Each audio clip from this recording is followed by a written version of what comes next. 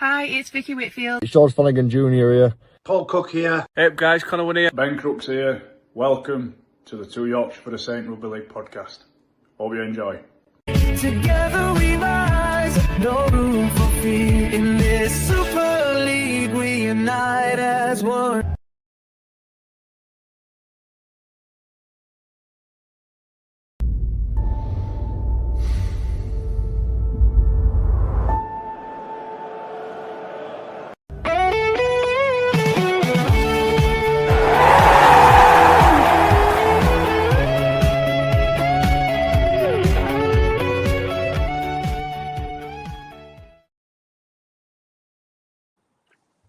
It's Monday Night Live on the Two Yorkshire for the Saint podcast, powered by Acorn Joinery Leeds. Carl, do you want to introduce our special guest this week?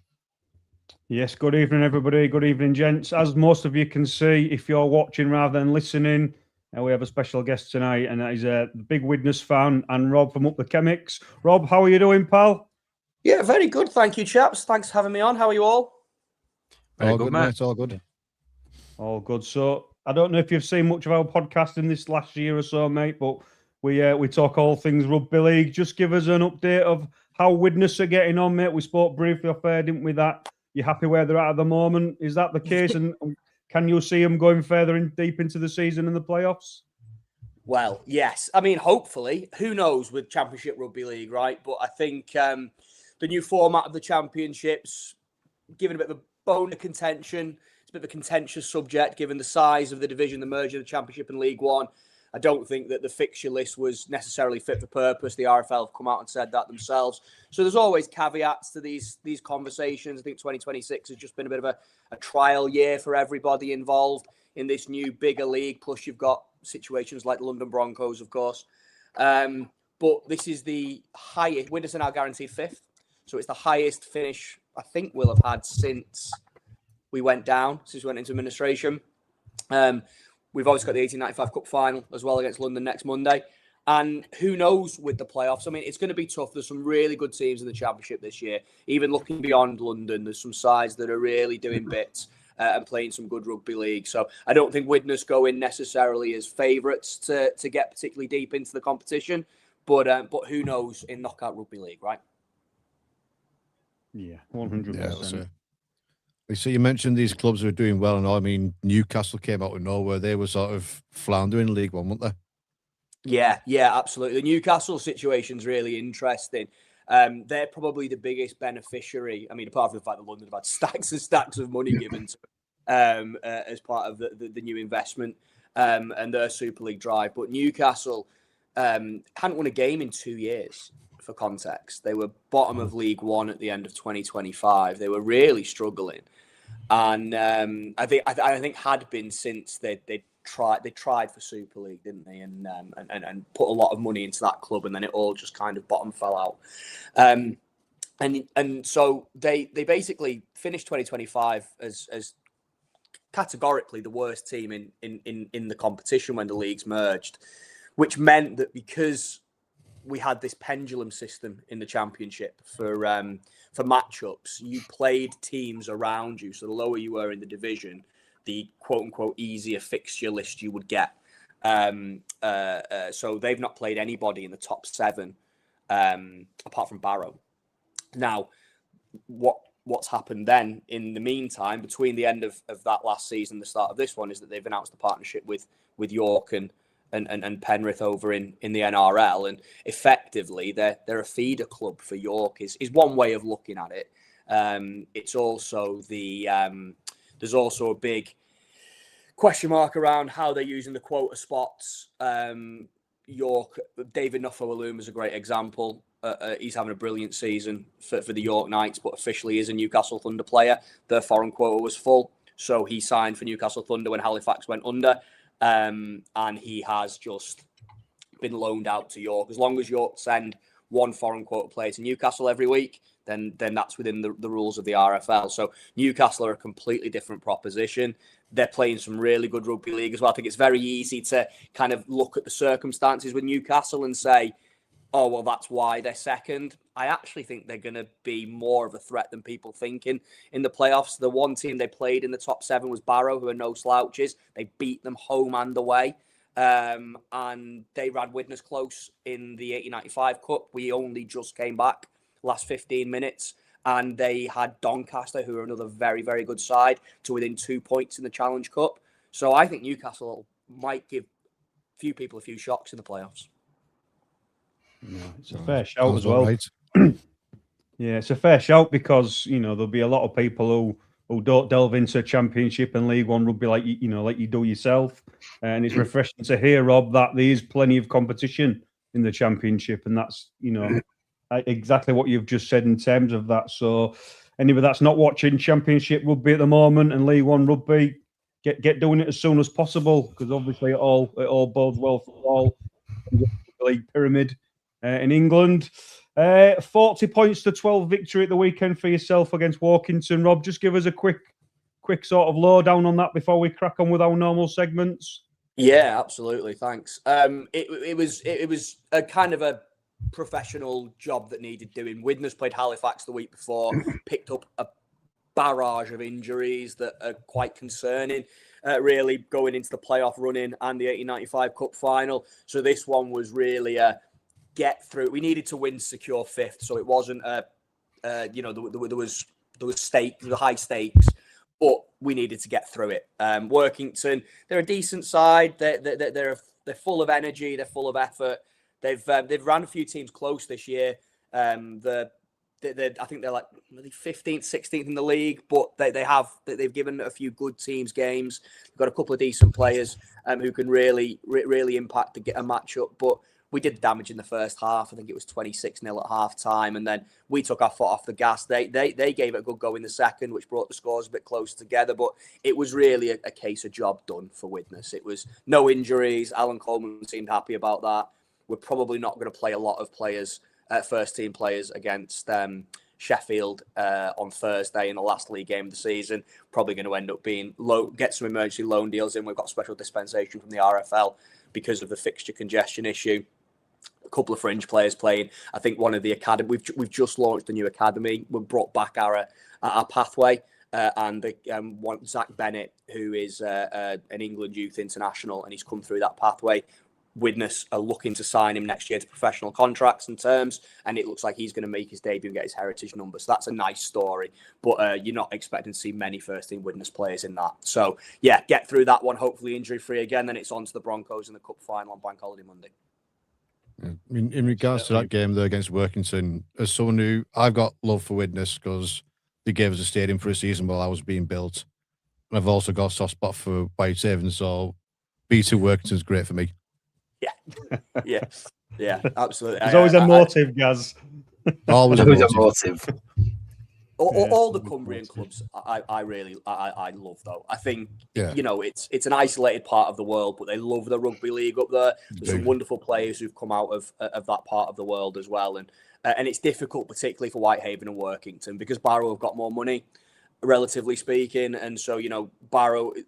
Even players who aren't going to necessarily go into the fully professional game get picked up by academies outside of Cumbria. If they've got something about them, Barrow have got a bit of money to throw at them, and that has happened quite often for Whitehaven and Workington. So for them to keep competing and to be able to find new lads to bring into the side, and it's always a big local contingent in both those sides. But I think Whitehaven, to touch on your Whitehaven point, James Newton's done an incredible job at Whitehaven this season. It's a young team. Keep your eyes on Kieran Walker, if that's not a name you've heard before. He's had a breakout season in the halves. He's just signed a contract extension with them for next year, but I don't think he's going to be playing much beyond that, with no disrespect to Whitehaven, and maybe not even in the Championship, because he's a really talented young player. But it's not just him. They've had some real breakout seasons. Ethan Bickerdike's been absolutely brilliant for them. They're a really, really good little team, Whitehaven, and they're in the playoffs. So I think that's a great reward for their fine form this year. Yeah, it certainly is. I mean, again, that just, proves in the pudding how strong the Championship is. So that certainly backs that up. Jordan, I just want to call you out slightly here, and we've got to do it. We've got to credit the London Broncos. They've lifted the shield this weekend, league leaders. I know you weren't their biggest fan early doors in the season, mate, and they probably have got a leg up on other teams, mate, but they've still got to get the job done, haven't they? And ultimately, that's what they did. Yeah. I wasn't a fan. I wasn't a fan before, like I said before. If I didn't want it to be a thing where with money, basically, I wanted them to get up there on their own. But obviously, that's not. It's like football, innit? Things aren't like that nowadays. I think if rugby league teams get financial help, it's what we need, innit? So obviously they signed some good players. I'm pretty sure didn't they just lose one game? Haven't they just lost the first game? Oldham. Yeah. They've gone on like a bit of a unbeaten run, haven't they? So fair play to them. Like I'm more inclined about it now than I was prior. I'm more with the doors more open for it now. I'm more pleased with things, and I think if they do end up coming to Super League, I think I'm probably more inclined to be okay with that now than I was before. But yeah, no, it's got to give credit where it's due. It's like you say, they've still got to go out and get the job done, haven't they? So it's one of those. Just the normal cat call. Anybody that's watching or listening, we've got the YouTube and the WhatsApp QR codes top left and right. So if you're not already part of those communities, please scan on and come and join in, and don't miss anything in the world of rugby league. just want a quick one before we move on. It's our year tonight, so I just wanted to mention that we've been going a year now. So really pleased with these two boys that are recruited. So you don't even give me a chance, do you? You don't even give me a chance. I had a little special paragraph written for the very end before Gaz signs us off. Oh, did you? I did, yes. It's got to be a first thing. It's got to be first thing. No. You go out with a bang, don't you? That's the way I see it. You go out with a bang. But no, you're right, mate. It is a year, and we've done very, very well. And we, like you said last week, we appreciate everybody's supports. It's a bit of a Rob. I will forewarn Rob. Don't mind these divvies in the comments because they're always acting up. They're always causing some sort of havoc. So just let them get on with it. It's interesting though, right? Doesn't it? It'd be boring. Otherwise. Oh yeah, that's the one. Yeah. There's no what you call it. There's no signs of boredom in here. There's normally some banter going on and back and forth. So that's what it's all about. Honest opinions and having a bit of crack. This week's results. There was a very, very strange game on Tuesday night, fellas, wasn't the Hull KR 28, the Warrington Wolves 34. Obviously, a game which has come from round two with the Vegas scenario that went on that had to be replayed. I assume you boys saw most of this game unless you was watching Coronation Street or EastEnders on Tuesday night. But I mean, Jordan, did you see any of that game? And obviously, what did you make of it? Yeah, I watched it. I watched quite a lot majority of it, to be fair. Yeah, it was a weird one. It was a weird one. Yeah, a lot of question marks with Rovers now. I don't want to give them too much grief, to be fair, because we all know they're my second team. I'm quite upset about it, to be fair, because I don't like the fact that they've fallen off horse a little bit. I don't think that game mattered as much because it was the game, it was the extra game on it that you've been basically having all season. Yes, it probably would have benefited you winning that game, but I don't think in hindsight that game was important. It was the one after, but we'll go into that. I know that. We'll go into that. Yeah, I've been saying this for a while now that Warrington, you kind of had Warrington's. I don't even know what to say. You're basically beating them most times, aren't you? And it were going to come to a point where they had you at some point, and I think you're just going through a bit of an issue at the moment. and they picked your pocket. And yeah, it were obviously the Mikey thing, which I don't know if that's a separate thing to talk about, but I think I personally, in my honest opinion, I like the guy. I think he's really a really good player. I just don't think he can deal with being behind on the scoreline. I think he's still got a lot of growing up to do, in my opinion. And when you need your big players to step up, it does when you need it. But I think, like I say, when you're behind, it lets you down, and massively lets you down. And Gaz, would you say it's fair to say that people are earmarking his mentality and his attitude now? Are people going after him more than ever to get that reaction? Yeah, and I don't think he's doing himself any favors, though, is there? I mean, I understand he's committing to the game. He's trying to get the team moving. He's trying to block a kick. To be fair to him, you know what I mean? But it's just missed time for me. And I think John's right to an extent where it's getting to his head a little bit. And we've got players like every club's got them. And if he just calms himself down a little bit, then it's all right. But I get the frustration from you lads as well. I'm not frustrated. I'm frustrated with the result, but I'm not frustrated with the Mikey Lewis thing, because you know what you get from him. And I didn't think it was a massive issue during the game. Yeah, he's left his leg out there, but all I would say with the way the game is now, don't put yourself in them positions where you're open, somebody to make a call against you.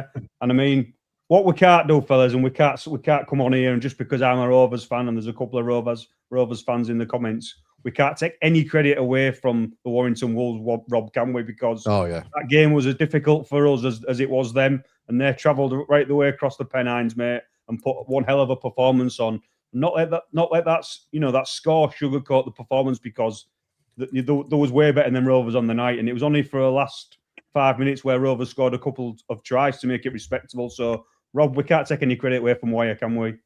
No, but is that not the story of Warrington's entire season? I think they've been going about their business really quietly, really professionally. There's this stigma attached to Warrington, isn't there, that they're going to fall away, they're going to fall away, they're going to fall away.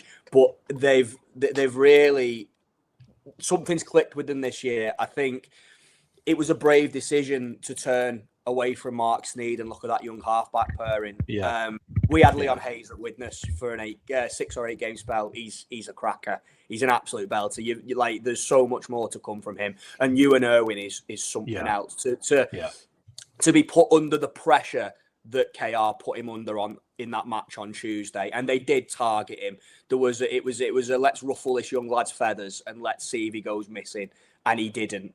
And he's got plenty. He needs to learn. He needs to improve. He needs to work on. But the talent, the vision, the football IQ that he's got is top drawer. He's going to be one of the best, I think. And for them to have put their faith in that half-back pairing, especially when there's been hiccups as well, like the Magic Weekend game against Leigh, you could have easily gone, no, we need to revert back to experience. But they didn't. They stuck with it. And I think it's a credit to them, and I think they're going to do some damage in the playoffs. I think they're ones to watch. No, it's true. I mean, just on this result, Gaz, one simple question before I wrap this result up: is it Warrington's year? Never the year. I'll never have any. I'm never ever having it. I'm messing about there, but when I look at it, I don't think anyone's getting in the way of Leeds or Wigan, to be honest, against that final. No, they're not. But like they can run it close. They can run it close, but I just think Wigan and Leeds have got too much in the tank. For me, like, they're competing, so that's all you can expect. That's all you can ask for in it. They're competing for trophies. They're up there. They're going to be thereabouts. I said this other week. I think they'll just lose out. But yeah, I agree with Rob. I think I said this a couple of weeks ago as well. It's a breath of fresh air, really, that Warrington for once have actually not gone with the signings of like, you know, your Australians or whatever as a halfback. Like I do like the fact that they've done Irwin and they've done Hayes, and you know, Irwin's like one of my favourite players this year, alongside obviously Jack Sinfield. And I like the faith they put in him. And, you know, he's a young lad, and, you know, there has been games where he's buckled with pressure, but, you know, you learn, don't you? But I think he's got an old head. He seems to, looks like he's played for years, to be fair, and he's a cracking goal kicker, is Irwin. I really have got a lot of time for him. So I agree with Rob, what's Rob saying. I thought they'd struggle with it, to be fair. We're without Sneed there, and obviously Williams being injured. I thought they'd struggle, and I thought they'd start going down the table. I won't lie. But it just shows you how much I know. It shows you how, obviously, Super League, you know, the sport we love so much, it can go different ways, can't it? And that's what we're here for. So, you know, yeah, I respect the job that Burgess has done so far. Yeah, I really do. Yeah, we were slated him, I think, back last year, weren't we? So that obviously shows how things can change as well. Given enough bit more time management wise, I think that's what Rowley needed, if I'm being honest. But you know, that's for another debate. That's another, that's a total different. That's another episode. That is. Yeah, it is. Yeah. He's too busy gardening at the minute. Gardening. So let's jump 22 rounds, fellas, from round 2 to round 24 of the Betfred Super League. Jordan, have you got a graphic for me? What's this for? For results as a whole before we delve into each one individually. Yeah, so we know the Warriors come up with a standard. Well, I say standard. They played very well in the first half, and Wakefield up their game in the second half, and they came away with a 26-12 victory at the Brick. Leigh Leopards there, we can see absolutely tongue the Bradford Bulls. Saints keep going, don't they? They've got another win to try and pretty much, you know, it's like knockout rugby for Saints at the minute. We'll talk about Toulouse and Hull KR a bit later on. And there's a couple of heavy defeats there in terms of the Knights. The Rhinos putting 66 on them. The first game was Friday night, 8 p.m. kickoff. The Wigan Warriors 26 versus Dowell Powell's Wakefield Trinity 12. I mean, Robert, I don't know if you saw much of this game, mate, but Wigan sort of came out in the first half, put some points on, and then took the foot off the gas. Is that a fair reflection? Yeah, absolutely. I plumped for this one over the other Friday night game, and I was hoping for something a little bit more competitive, but I think they did the business in the first half, didn't they? Wakefield aren't slouches either, but they just didn't really get going in that opening 40, and Wigan have just, I think we've kind of alluded to it already in the conversation. Wigan have got another gear, and they don't have to find it for 80 minutes. I think they can turn it on, put you to the sword, and you're not getting back. You know, when those big players start delivering. Because I actually thought, again, I mean, I watch a lot of rugby league, so it's hard to remember 4 days ago. But I think Wakefield were pretty good in the opening exchanges. And then it was that Bevan French breakaway, wasn't it? It was that one mistake, and then they're under the pump. And I think they were better in the second, but Wigan are just too good to get back at them sometimes, aren't they? Yeah. Gaz, we'll just touch on that, Gaz. The try from, well, I thought it was a try. Yeah, that sort of, I think it was 7 or 8 minutes in, if I believe, and Wakefield competed really, really well in that first, 7 or 8 minutes, Gaz, and as soon as that call went against them, they just seemed to fall apart, didn't they? Yeah, it's easily done as well when something like that goes against you, because, I mean, the amount of people you see online saying that's a try for me and stuff like that, there's only really Wigan fans saying it's not, but yeah, it's a morale killer, that, innit? You see it a lot. It happens a lot. I mean, it's happened to us a few times where somebody's not gone your way and you're like, well, what am I going to do here now? And then you switch off. The next thing you know, you're 3 scores down. Yeah, that's exactly it. I mean, Jordan, how do you sum up Wakefield's performance? Because, they got to half-time and then they came out in the second half and it was fairly competitive. And I know people can say Wigan took the foot off the gas, but we know Wakefield's still a good side, aren't they? Yeah, well, just quickly go into that try, that disallowed try. Jowett, it was Jowett who went over. I thought it were a try myself. The ball were down. I know I know someone said in comments, didn't they, or in WhatsApp, because you tagged me in it, didn't you, and said about having a camera on ref, which is what I said, Rob, last week. I know it sounds a bit weird to say it, having a camera on a referee's top or whatever, but I was basically saying that, like, when with cameras not getting the right calls, having a camera somewhere near ref so we can literally go down and have an option. But that were a try for me, and like I agree with Gaz, it kind of soul destroying. I think it completely ripped him apart. That, and then that pass, that missed pass, I think 4 people overran that, and Bevan French picked it up, and I was screaming at telly because even though they're not my team, I could just see what were happening. I can't remember who it was now, who couldn't get hold of him. But it was just one of those, wasn't it? And I think Marshall scored 2 quick tries, and it was kind of over, wasn't it? I thought Wakefield give it a little bit, but it's just disappointing because they were nowhere near it like they were against Leeds. If they'd have played even Saints, like they played against Leeds, and then it's like they've shown their hand. Like they've give Leeds really good game, and then since then they've just fallen off, and they've not been anywhere near up to that standard. And for little parts of it, like say there were parts of it in the Wigan game, but it's like we've all said. I know you two have said about Wakefield, saying that to be with big boys, you've got to win those big games, and I think they might be just slightly out of it. Hopefully they can end the season really well, at end of season. But I personally think that's Wakefield done now. If I'm being honest, I don't think they'll do out in playoffs. I think they're done for now, and I don't really want to say that, but I think they are. No, and that's it. I was entitled to that opinion. I said that last week, didn't I?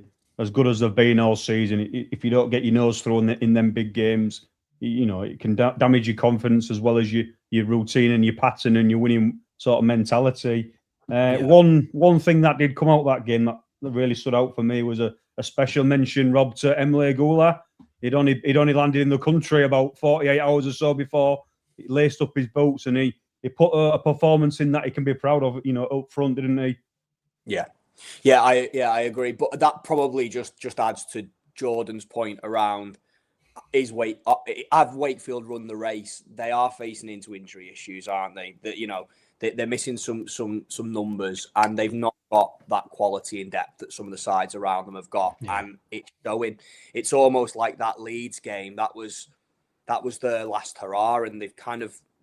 Where do they go from there? So I'm in complete agreement. Yes, I mean, don't get me wrong. I think I love watching Wakefield. I think it's brilliant what they've done to come up from the Championship.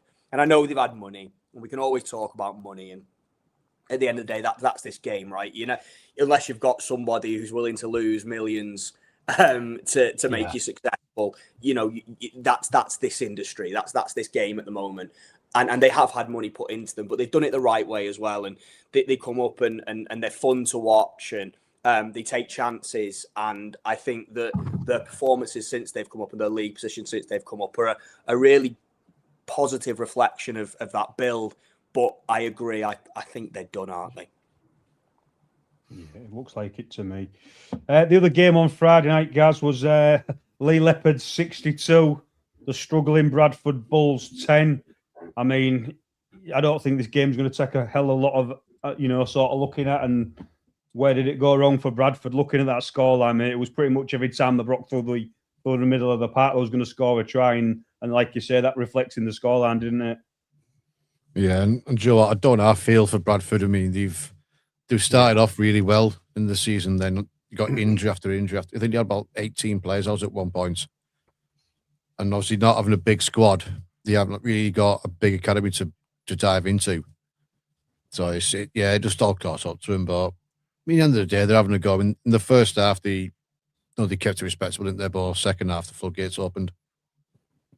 Yeah, I think the likes of Lockie Lamb and Adam Cook and Minor Hanley, those guys was literally having a field day, wasn't they? And people can say with the greatest respect, Leigh was only playing Bradford, but like I said earlier about, the London thing, still got to beat the team that's, in front of you on the field, haven't they? So, I mean, Yeah, that's how do you see Bradford's season as a whole, Rob, coming from where they did to where they are now? Are they about right where you'd expect them to be? I think they've exceeded expectation. And I know that sounds like a daft statement, considering they're currently cropping at the bottom of the table. No, I know what you mean. But I think they've exceeded expectation. I think there was a real fear that, I mean, maybe not York, because York bought well, didn't they? Early, they brought names in, but Bradford and Toulouse, I think there was a real concern that they were going to finish with no points, that they were just going to get this happen to them every single week, and they've not, and they've gone about the business differently. Bradford have gone for experience. They brought some names in, but they've also promoted from the Championship as well. They brought. I mean, Toulouse have been more. They've brought players up with them, and I think that's a big credit to Toulouse and the lads that have come up that playing Championship Rugby League last year. I think it's a credit to the division as well that Toulouse have done that. Bradford have more looked to the Championship and found players to pick out and bring with them, and there's some great kind of positive stories of regular players who are now regular Super League players because of that expansion and are able to make a living because of that expansion, which let's not forget that, right? A lot of these lads have gone from part-time to full-time, and if you can make your playing rugby league, then that's a good thing. So it's a shame to see them on a bit of a losing run at the moment. Absolutely, to Gaz's point, it's circumstantial. Let's not get it twisted. Bradford would be more competitive because they've proven that they are competitive had they not had the injury problems that they've had. So, few bones of contention around Bradford out of the teams that went up going up because, of course, they didn't finish in the top two. They didn't have to do it with 50% central funding, whatever. Let's put that to bed. It's gone. It's behind us. Big fan base. Long may their participation and success only grow in Super League for me. Yeah, that's it. I mean, when these clubs do well, that's come up, it's giving like the likes of yourself and Oldham, these other Championship clubs, hopes that they can do it. We can compete up there as well. Yeah, it's a template, isn't it? It's a template, and it's and there's all this talk about NRL and IMG, and when will the door close on Super League and when will it open again? But it for me, it shows it can be done. You're seeing a lot of Championship fans being worried that we're all going to be left behind. But there aren't actually that many teams in the Championship. Sorry, I know I keep talking about the Championship. You might tell that I'm quite passionate about it. I keep segueing into it.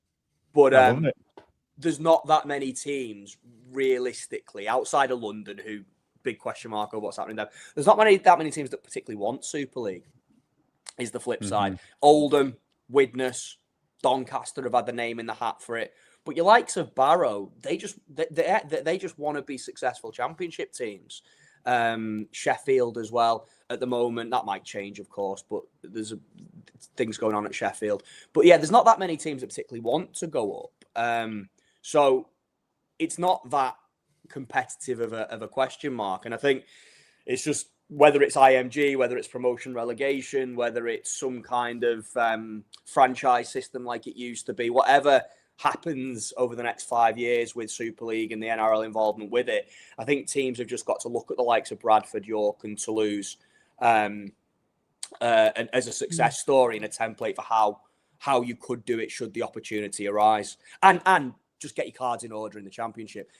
I see Widnes fans all the time talking about how we should be in Super League because 1989 first World Club champions, heritage. We haven't finished higher than fifth in the Championship in the last 7 years. So you've got to win the league that you're in, right? And you've got to be successful in that first. So I think get that in order and then potentially look at those other teams as a blueprint for maybe getting back to the top table. Excuse me, 100% agree.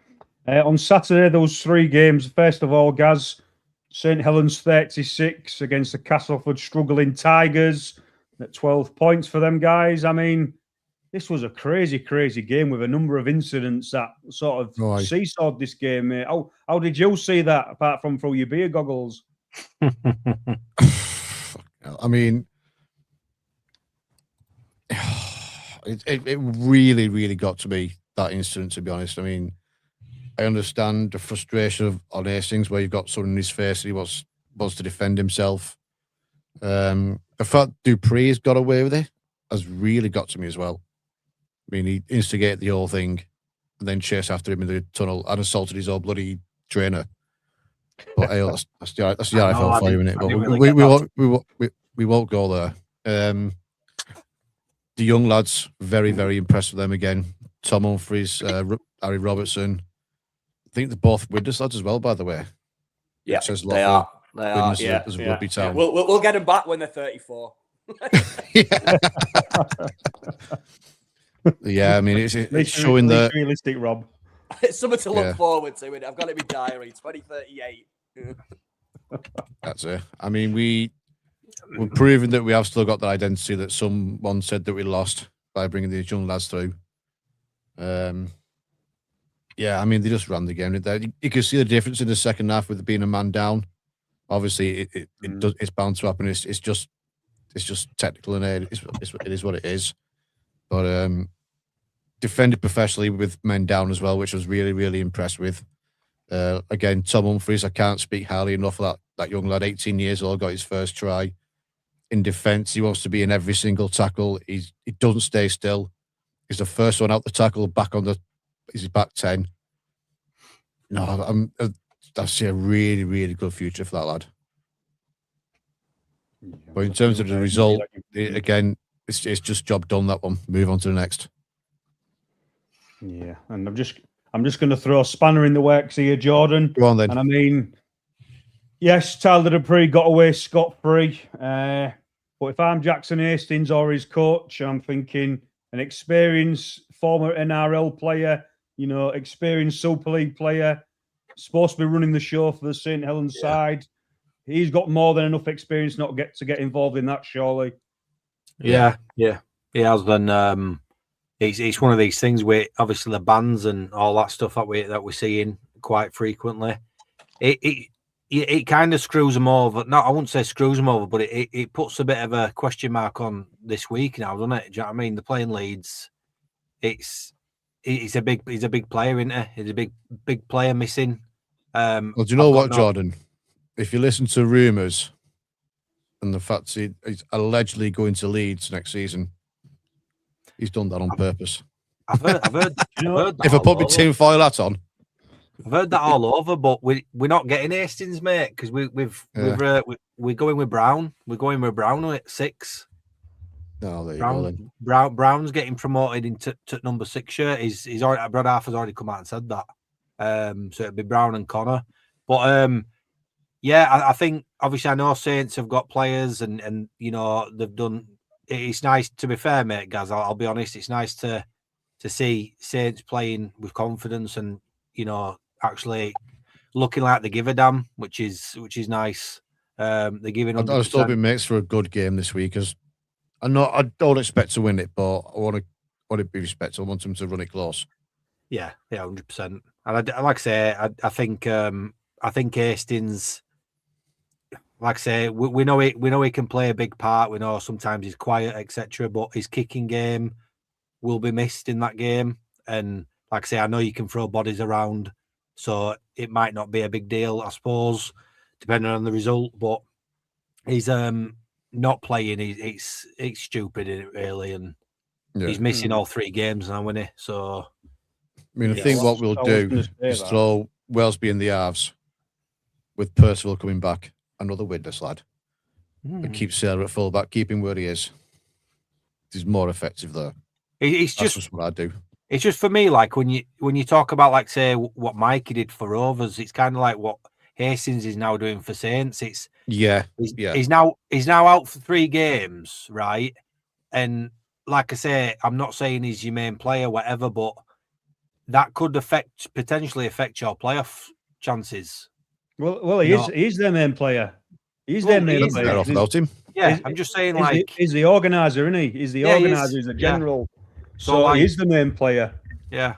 And also, he's not been our best player, not by a long way. No, he's not. But what Saints need now is to keep winning, and if they don't, they're knackered, aren't they? There'll be nobody more disappointed than Jackson Hastings himself, Rob. Yeah. Because he could have played his last games for Saints now, and he's gone out in that way. It must be so disappointing for him and the St. Helens club, Rob.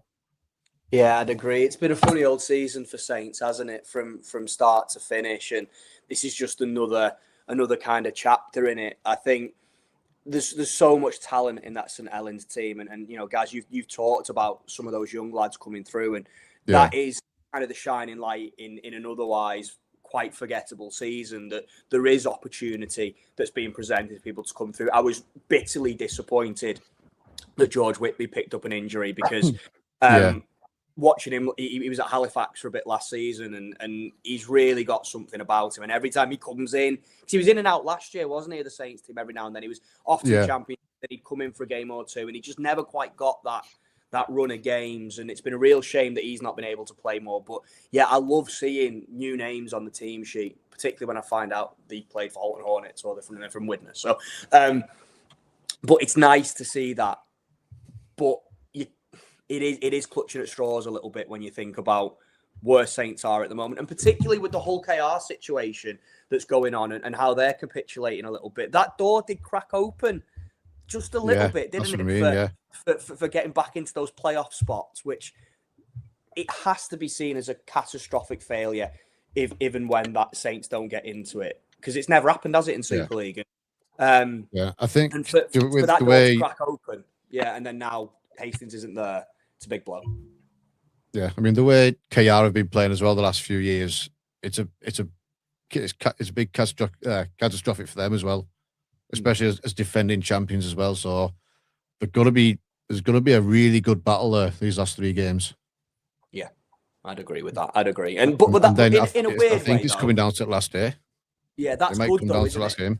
That's good though, because we talk about the Leeds Wigan situation, and you know, when Leeds lost. I mean, as a Leeds fan, Jordan, obviously it's disappointing. But then you look at it as a neutral, and I am purely a neutral. I've not got any kind of a horse in the race, right? I just like watching rugby league. And the idea that round 26 could be a straight shootout for the league leadership, that's exciting. And equally, could it come down to round 26 for who gets in to that last playoff spot? Keep the game interesting to watch, isn't it? Well, this is the thing I was going to point out, that it's funny because we were talking about it a few weeks ago that Leigh, I think, were Leigh 7th or were Leigh 6th at one point, and we said it'd be out of Saints and Leigh who would get 6th spot, and then obviously now Leigh have kind of, I know they're not comfortable. I think they're 2 points in front out there, but it's got to a point now, right this moment, it's gone literally, it's out of Gaz and Carl to get 6th spot. And for me, I'm banging on about Leeds. I hope they do lead a shield. Gaz is going, maybe not getting into playoffs for the first time ever. And then you've got the world champions who might miss out if Saints jump them. If Leigh carry on like they are, it's literally going to be out of those two, isn't it, for playoffs? So it's quite mind-boggling, really, and it's quite crazy to think. Every game for a team from 1 to 7 now means something. Nothing's been like guaranteed apart from the odd playoff place secured. But like top spots open there, semi-final spots open, home quarterfinals open. Just getting in, it's all opened up. Like I say, I think certainly has. for you and Gaz, it's 100% that playoff spot, and I think for above then it's fighting for home game, isn't it? Yeah, definitely. Just staying on topic slightly.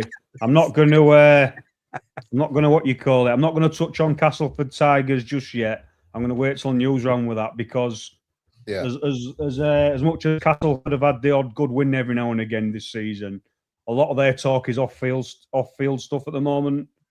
So we'll hold that thought for NEWSROUND. The second game on Saturday was a 5:30 kickoff, an absolute shocker for myself and the other Robin supporters, and probably a shocker for any neutral watching. Hull KR 12, Toulouse Olympique 32. Now, I'm going to give all the credit to Toulouse, because rightly so. There was a far better team. There was more energised. The game plan came together. They got us out wide early and really, put it on the Robins.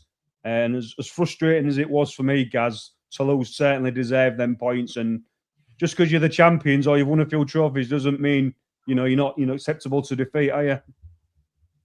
Yeah, that's it. I mean, the first hour, it was all to play for, wasn't it? Then after that, they just sort of started getting away from it, didn't they? Really started just. I think they look tired. KR after an hour. Yeah, I can see what they're saying. I'm not reacting to them. No, I don't think I'm going to. They're looking laboured. I'm going to disagree slightly with you there, Gaz, because I That's thought fine. Toulouse was better for about 60 minutes, 65 minutes. Yeah, the scoreline wise, it was. Yeah, scoreline would suggest that the Toulouse sort of end the race faster. Clearly, I just thought Toulouse throughout the course of the game was better off. I mean, they do look leggy, they look tired. It's those same people who have played for the last 2 years without any sort of in-season rest. Rob, I mean, did you see much of that game, mate? Yeah, I did. It was me. It was, again, as a neutral, it was one of the better watches of the weekend. I've got a real soft spot for Toulouse, again, championship team coming up and doing it the right way as well. They've took a lot of lads up with them, and they've been brilliant in spells. I mean, they've been blown away at times as well, and it is a tough transition, isn't it, to full-time Super League, top-tier rugby league. But I think they've been brilliant when they've been on it. And this was they were on it, and KR, leggy, tired, lacking creativity, whatever you want to call it. Maybe the Mikey Lewis stuff has kind of had an impact on the squad. Well, clearly it has, and then it wasn't just him missing either, was it? So the halves they looked a little bit short and a little bit devoid of ideas. But I think to put it too much towards a Hull KR poor performance, to put too much weight into that is maybe still a bit of a disservice to how good Toulouse were. Because I thought Cesar Rouget is he's in some form. He just moves them around, doesn't he? And he just finds openings, and they're just willing. They're willing. They tackle high. They chase hard. They'll have a go. They'll try weird, wonderful, non-standard little combinations here, there, and everywhere, and they're fun to watch. So, I think as much as it wasn't the best from Hull KR, I think you've got to give credit to that Olympic team. I think they were amazing. They sort of play like they've got nothing to lose, don't they? Yeah. Good pun. Nothing to lose. There you go. Yeah, it's like I say, we can talk about how poor Rovers was all night and who played and who didn't play and who played out. But ultimately, Toulouse was the far better team for a good 60 minutes, and they deserve all the credit. So they came away with a 32-12 victory over the defending champions. The 8 p.m. kickoff from the south of France was Catalan Dragons 26, Hull FC 27. I mean, we've been gagging for a golden point, Jordan, haven't we? And what a game that was. I got home and caught the second half of it. By the time I got home from my game, mate. What a game that was. Yeah, we've been crying out for a drop goal, haven't we? We've been saying, Rob, for majority of the season, to be fair, that we're going to see a drop goal win at some point, especially just with how tight these teams are. Do you know what I mean? Because especially, like, say, when you look at Toulouse and York and even Bradford, like these championship teams that come up, they got to give them credit because they do play to end, don't they? And it's like that with Catalans. Catalans were doing well as well. But what a great game! What a great game for a neutral for Super League. It's they're two teams that have gone for it. They're both sort of around about the same sort of position in the table, if I'm right. They've not got out to play for. Just went out and played for pride, didn't they? Yeah, and we've said for weeks, haven't we? Even months, even Catalans have been a yo-yo team all season. So have Hull.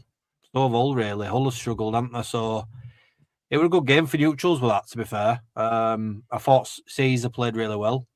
So it was nice to see that for a change. Just fell short, didn't the Catalans? But great game. Yeah, and what I would say is for all the grief and hassle I give my fellow family members who are black and white, fair play to you, because there was a point within that game, Gaz, where Catalan got a couple of tries ahead And at that point, we've seen Hull FC, this season fall apart. They didn't. They regrouped and they ended up nicking the game at the end. So as much as it pains to kill me, you have to give them credit for that, don't you? Oh yeah, of course. I mean, they're showing a much better attitude now. I mean, they did a number on us as well. It's not an easy place to go either, Catalan as well. So to have the balls to come back in that game and then to nick at the end like that, fair play.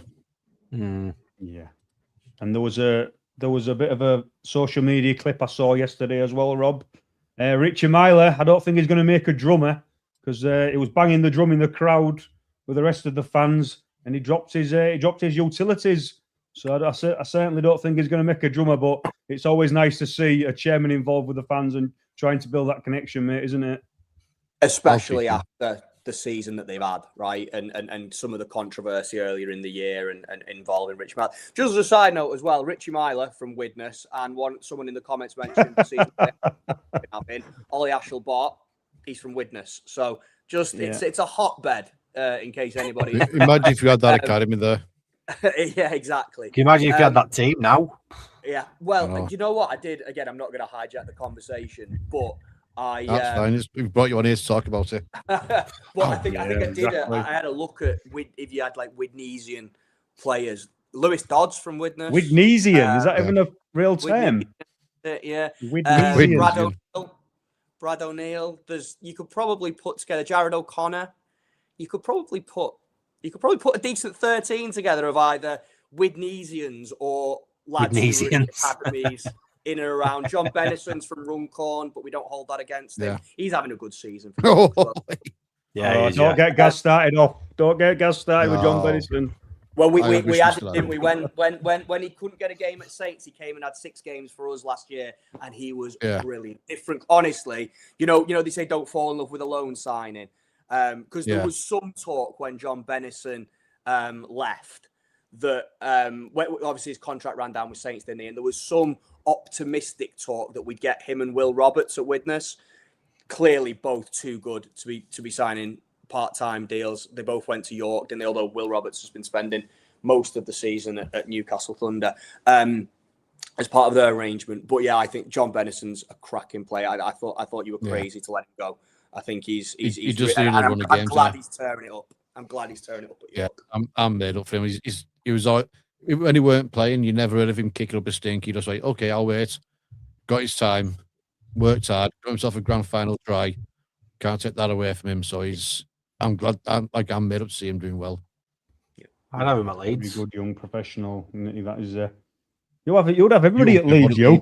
It was up to you. You have the whole league. One player. Well, we're looking, aren't we? We're looking for another winger, aren't we? So, yeah. Well, this is for true. me. Well, you can have Murphy. We'll get on to Leeds in it. We'll get on to Leeds in a minute because there's a small matter of the first Sunday game. Warrington Wolves 34, the Huddersfield Giants 24. Close-ish on the score, Bob. I always thought Wyatt had that little bit extra. The Giants come off the back of 4 straight wins, and we touched on Warrington on Tuesday night. Good professional win over the Robins. They're not pull up any trees, Warrington, are they, Jordan? But like we said earlier, they just keep ticking them boxes and getting them wins, mate. And they're certainly going to be in there, aren't they? Yeah, I mean, I think they're a bit more stable now. I think Williams has come back and he scored on Tuesday night. Played fantastic, to be fair. Played great again. He's definitely given them that stability, and I think that's what they probably needed, to be fair. Even though it's looked like they've not needed it, because I know they've played well without him, but I think when you think about the quality he's got, it's only going to benefit you, isn't it? So I think going forward now, Warrington are a bit of a dark horse. I still stick to what I said. I still think it's not a failure of a season, to be knocked out in playoffs, whatever. You're competing, and that's basically all you can ask for. You get into playoffs. You're not deserving of anything. You've got to win everything to get in the grand final and win it. So for me, you get to playoffs. That's the best you can possibly do, isn't it? So for me, they'll probably get to semi. I reckon they'll get beaten semi-final myself, but at the moment they're winning, and that's all they can do, can't they? And they're putting some good performances in. So fair play to them. That's it. And to be fair, I know Warrington and Rovers have had 2 games this week, but I'm sick of talking about both sides already. So we'll move swiftly on to the Huddersfield Giants, guys, off the back of 4 straight, like I said.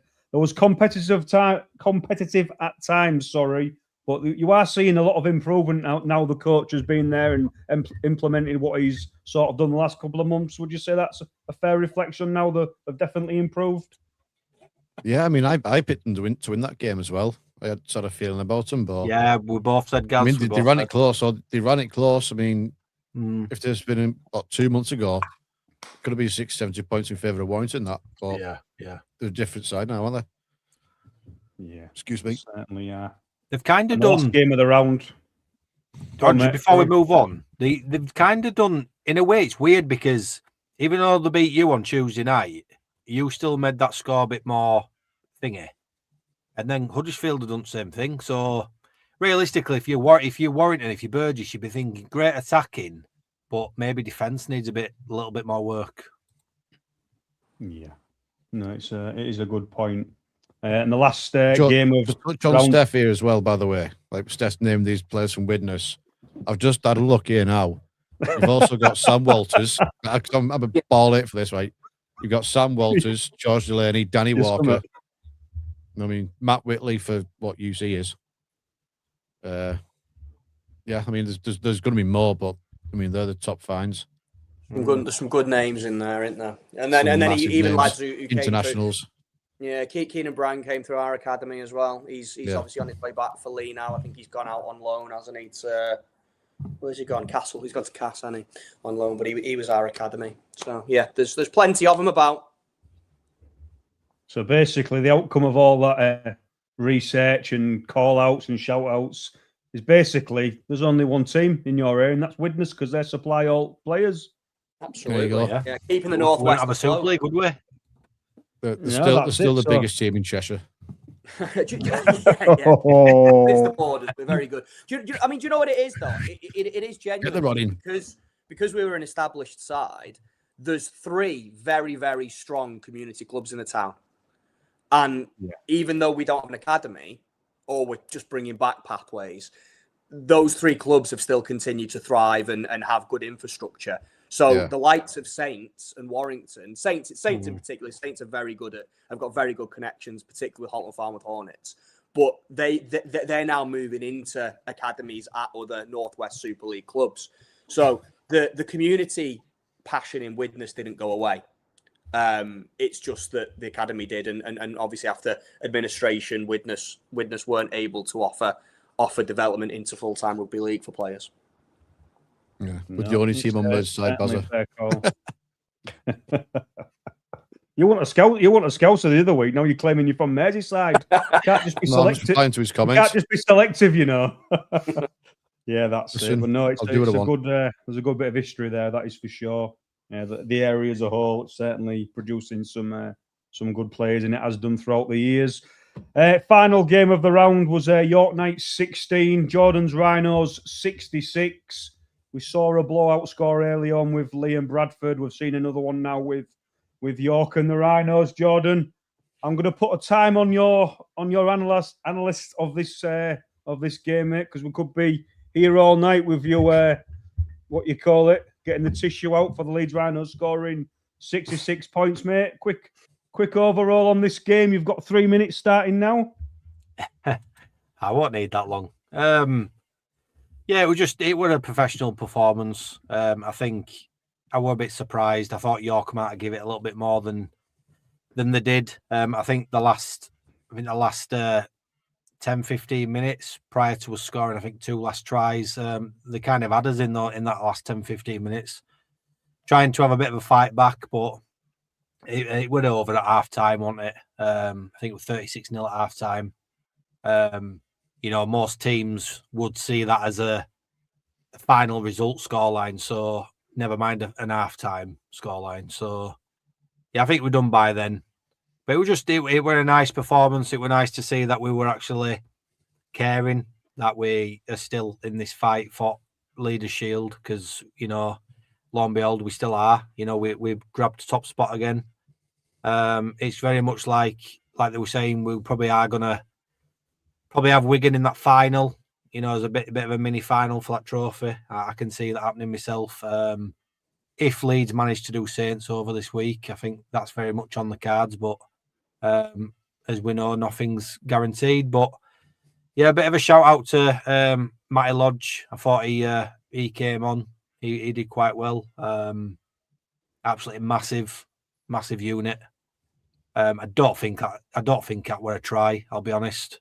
Don't think that were a try. I'll be completely honest. I don't know where they managed to get that from. I don't think he grounded that, but yeah, it were a good performance. It were a nice to see boys having a run out. And yeah, just making sure that we keep these winning ways.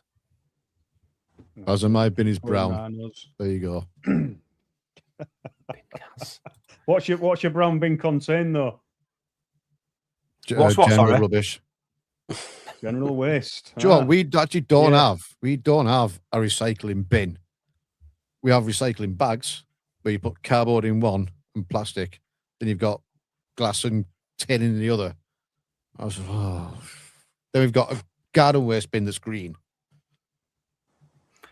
Yeah, just to answer Fraser Howard's question. Yeah, just to answer Fraser Howard's question. Yeah, I just touched on that then. Yeah, I don't see it were a try, mate. Where Matty Lodge's try, but it were nice. It were nice that he played well, and it were a good solid performance, to be fair. But overall, pleased. Very surprised at the scoreline, I'll be honest, but it makes our points difference. I think it's 488 now, if I'm right, which is ridiculous. Yeah. We're nearly over 200 points over Wigan, so it's a bit surprising, really. I don't think has anyone actually won Leaders' Shield with points difference? Good question. No, not to my knowledge. No, like I say, you level on points, but points difference. Like, I don't think I've ever seen that.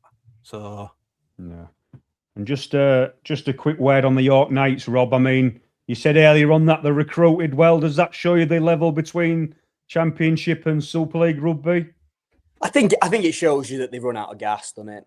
I think York have got to a point where I think they're maybe ready for the season to be done.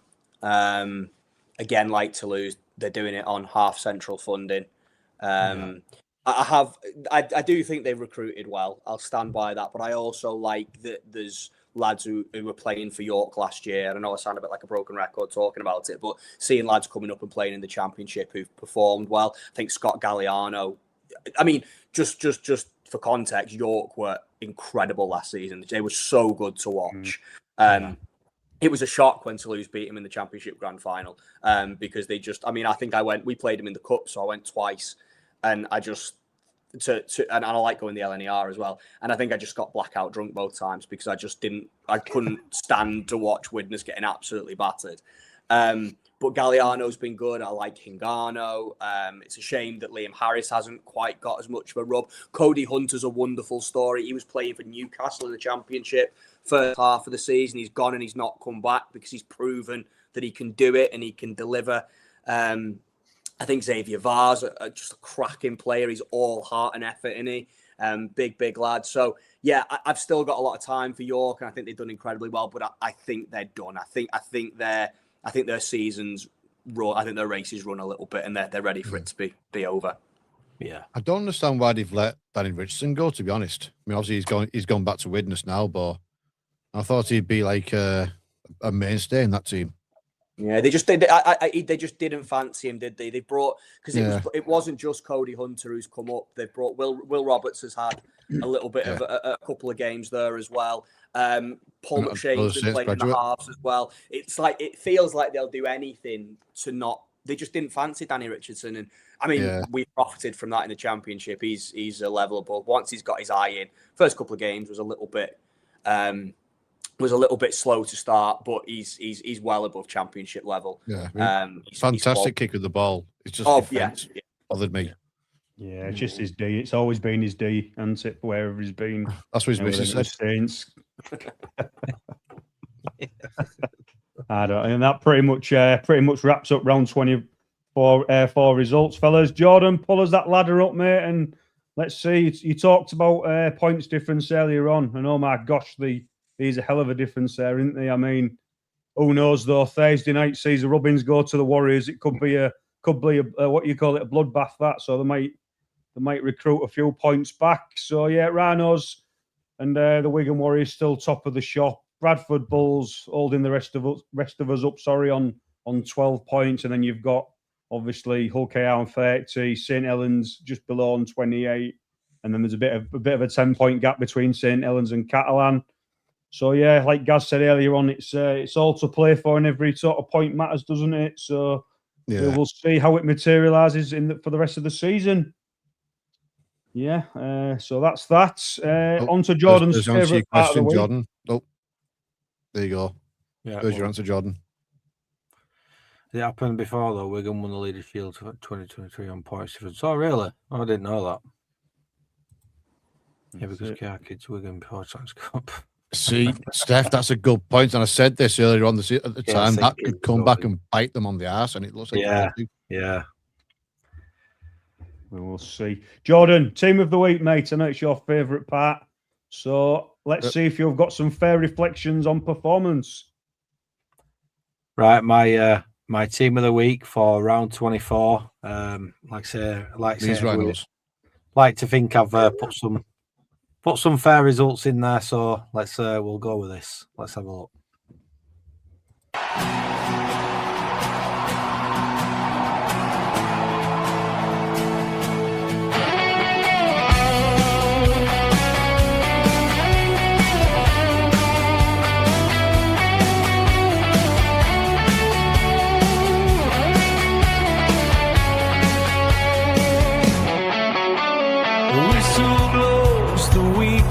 Done. Stats are in, the battles won, crunching tackles, tries galore. We rate the very best on the floor, from fullback deep to the front row pride. Here's who stood out side by side.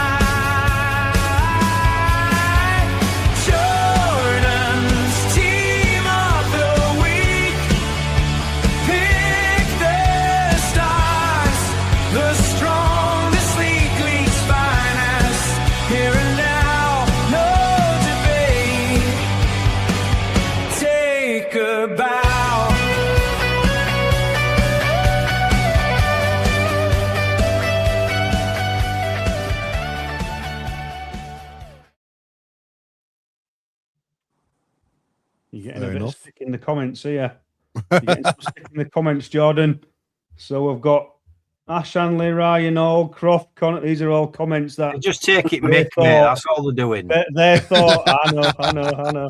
They thought 1 Miller, 2 Sivo, Newman, Hanley. Give over, boys. Give over, boys. Jokes aside, I'll ask the same question I asked every week, mates. Who was your first pick? Who stood out the most? I'd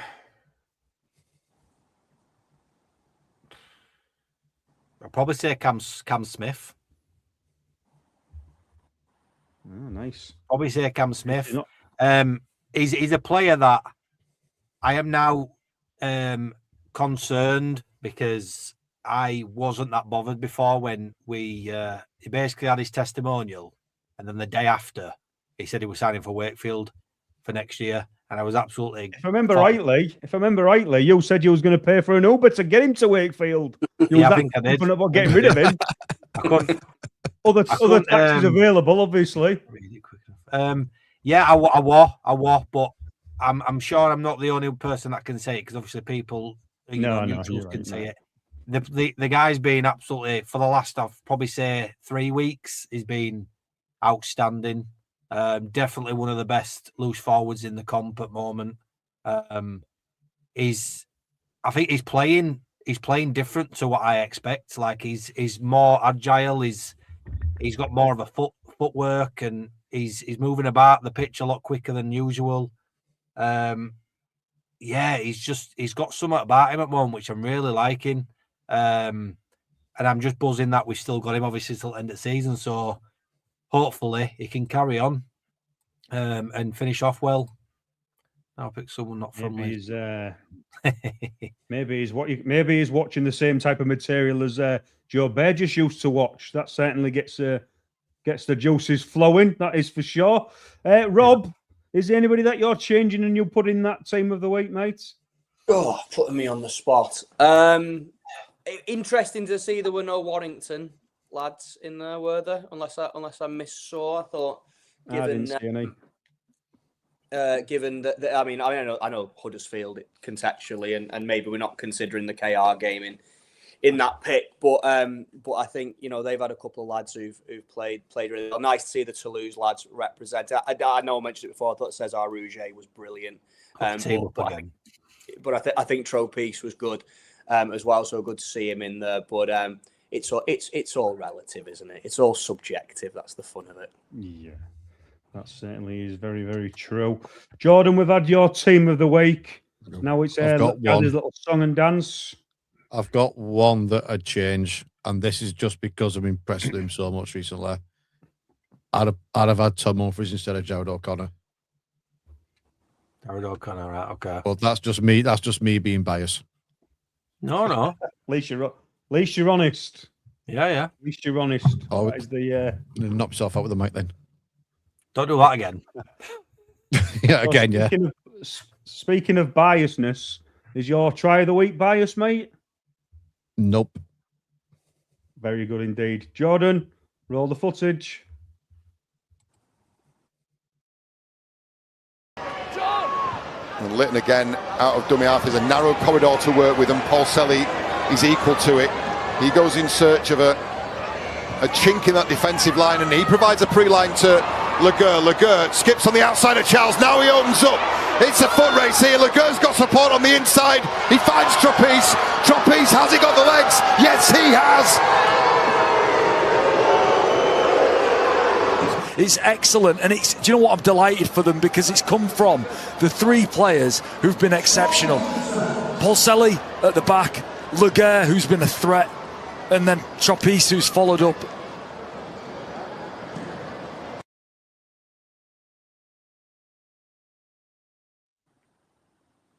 Bazza, I'm not even apologising to you. I But, did say I was seeing Hull KR and Warrington this week. Yeah. It's off the back of a good defensive set. Yeah. It's off the back of a great defensive set, keeping him that far down the pitch. And then just open up the space. They're all turning up for each other.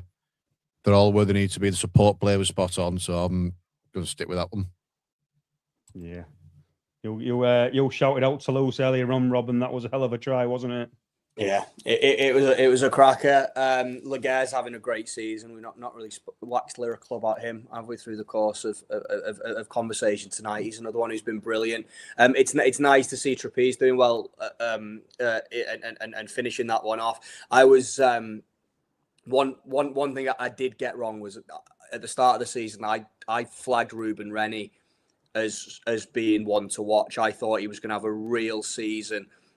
He was really good for the Cook Islands in the Pacific Championships just before the season started, and he was great for Toulouse in the Championship the year before. And I think he's had some injuries, and then it's not quite worked out, and he's left now, I think, hasn't he?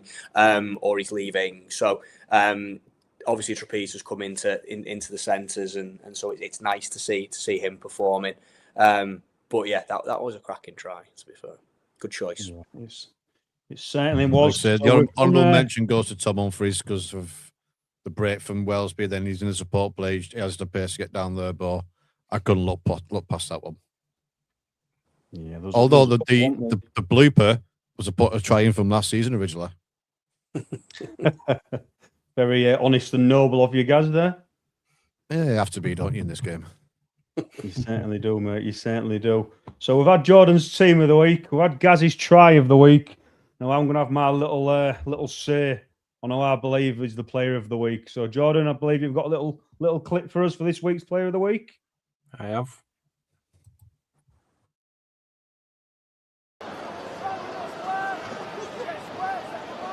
Lamb. Cook now is the room on this side. There may well be. Alec, brilliant from Alec. He's got support inside him, and Lamb will score a terrific try. It was started by Adrian Lamb. Yeah, especially the last two weeks, and then on the back of this now. Lamb beat Cook. Little chip over from Adam Cook with the ball back for him. Chases on. Brilliant. Brilliant. Just shows his skill, shows his awareness, and Lamb, he just knows all he's got to do is tip the ball on to Cook, and Cook will do the rest. Great play from him. And Leigh go out for 32 points to 4. Yeah, well, it's all. He likes it again, and it's the magnificent 7. Cook and Lamb, the combination. Lamb's pass for Hamley. Brilliant. Another fantastic try. So much confidence to throw that pass. We always reveal the player of the match in the interview after the game, but I think it'd be a big surprise if it was anybody else than the Leigh number 7. Is it going to be more perfection from the boots of Adam Cook? It is, you know. It is. 8 out of 8. Eventually picked up by Mulhern. Brilliant for Hall. Hall's away. He's got support. Oh, Cook. What a night it's been for Cook. What a night it's been for Leigh. And they're running riot against the Bradford Bulls. All smiles. Make no mistake, Leigh are in fine battle as we approach the playoffs. The perfect 10. 10 out of 10 with the boot.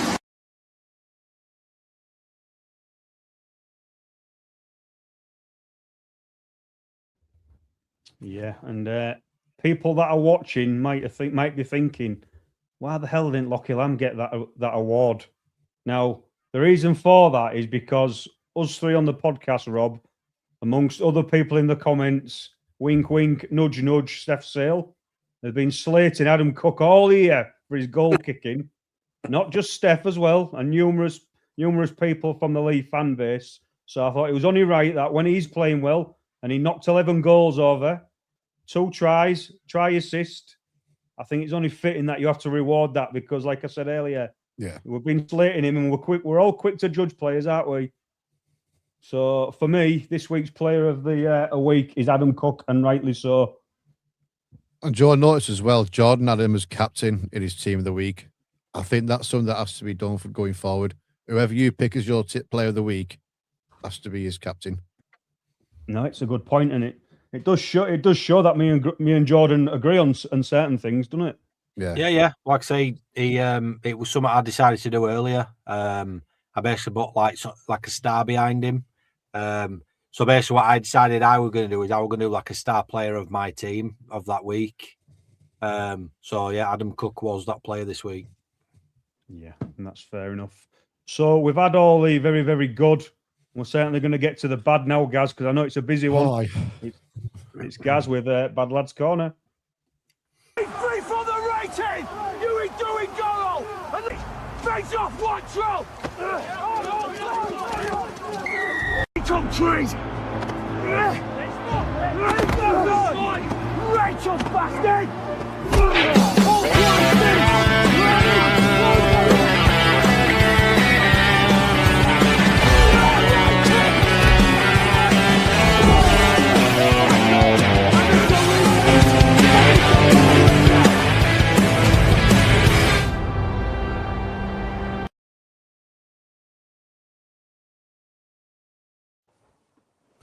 Point 10 years on me, and the bastard. Oh, right. Ross Kemp. Yeah, right. Let's go. Right. Starts off with the biggest one. Jackson Hastings, grade E punching, 16 penalty points, and 16 and 3-match suspension. Now, I've got no issue with that. I think it's the right call to send him off for it and also get the ban, but debris.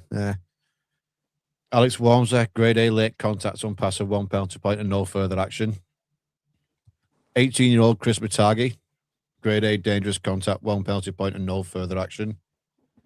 Bevan French, grade A late contact on pass of 1 penalty point and no further action. Logan Lewis, grade B head contact, 3 penalty points and a 1-match suspension.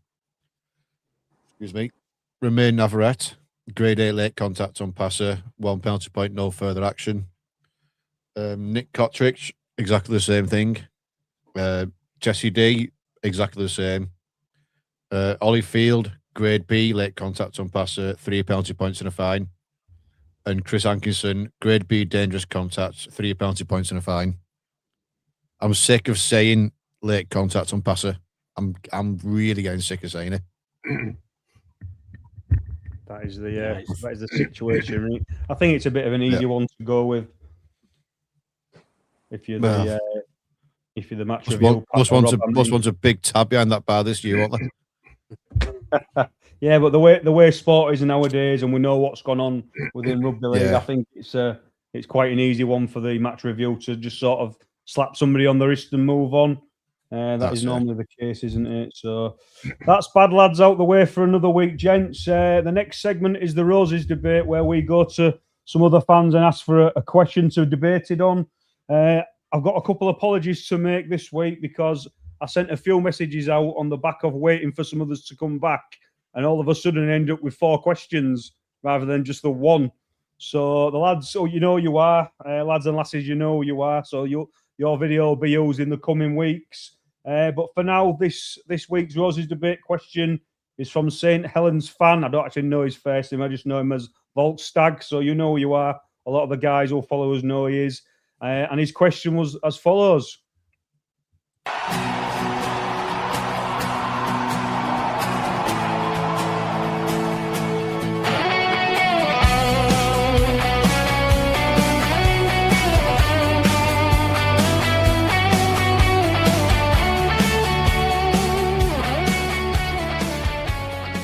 Good morning, ladies and gents. Volstag here.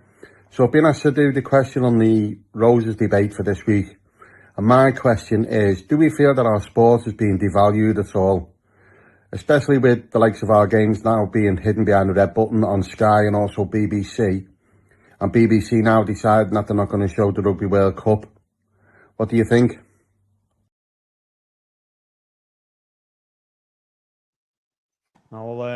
I'll come to Rob first on this one because no disrespect, he's at the lower end of the pyramid with all the greatest respects, like I says. How do you see that one, Rob? Do you think it's devalued as such?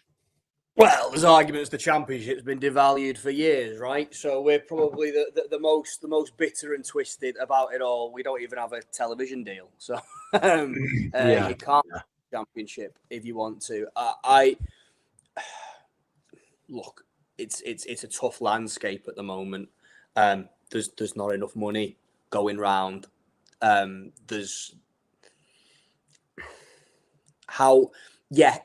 can't argue that instances like the fact that we're not going to get the World Cup free to air, putting the World Cup on Premier Sport, where you've got to pay 20 quid for a month's subscription to watch it. And also, by the way, someone pointed out on my content that the World Cup's going to run for 31 days, so you're going to need to buy 2 months subscription.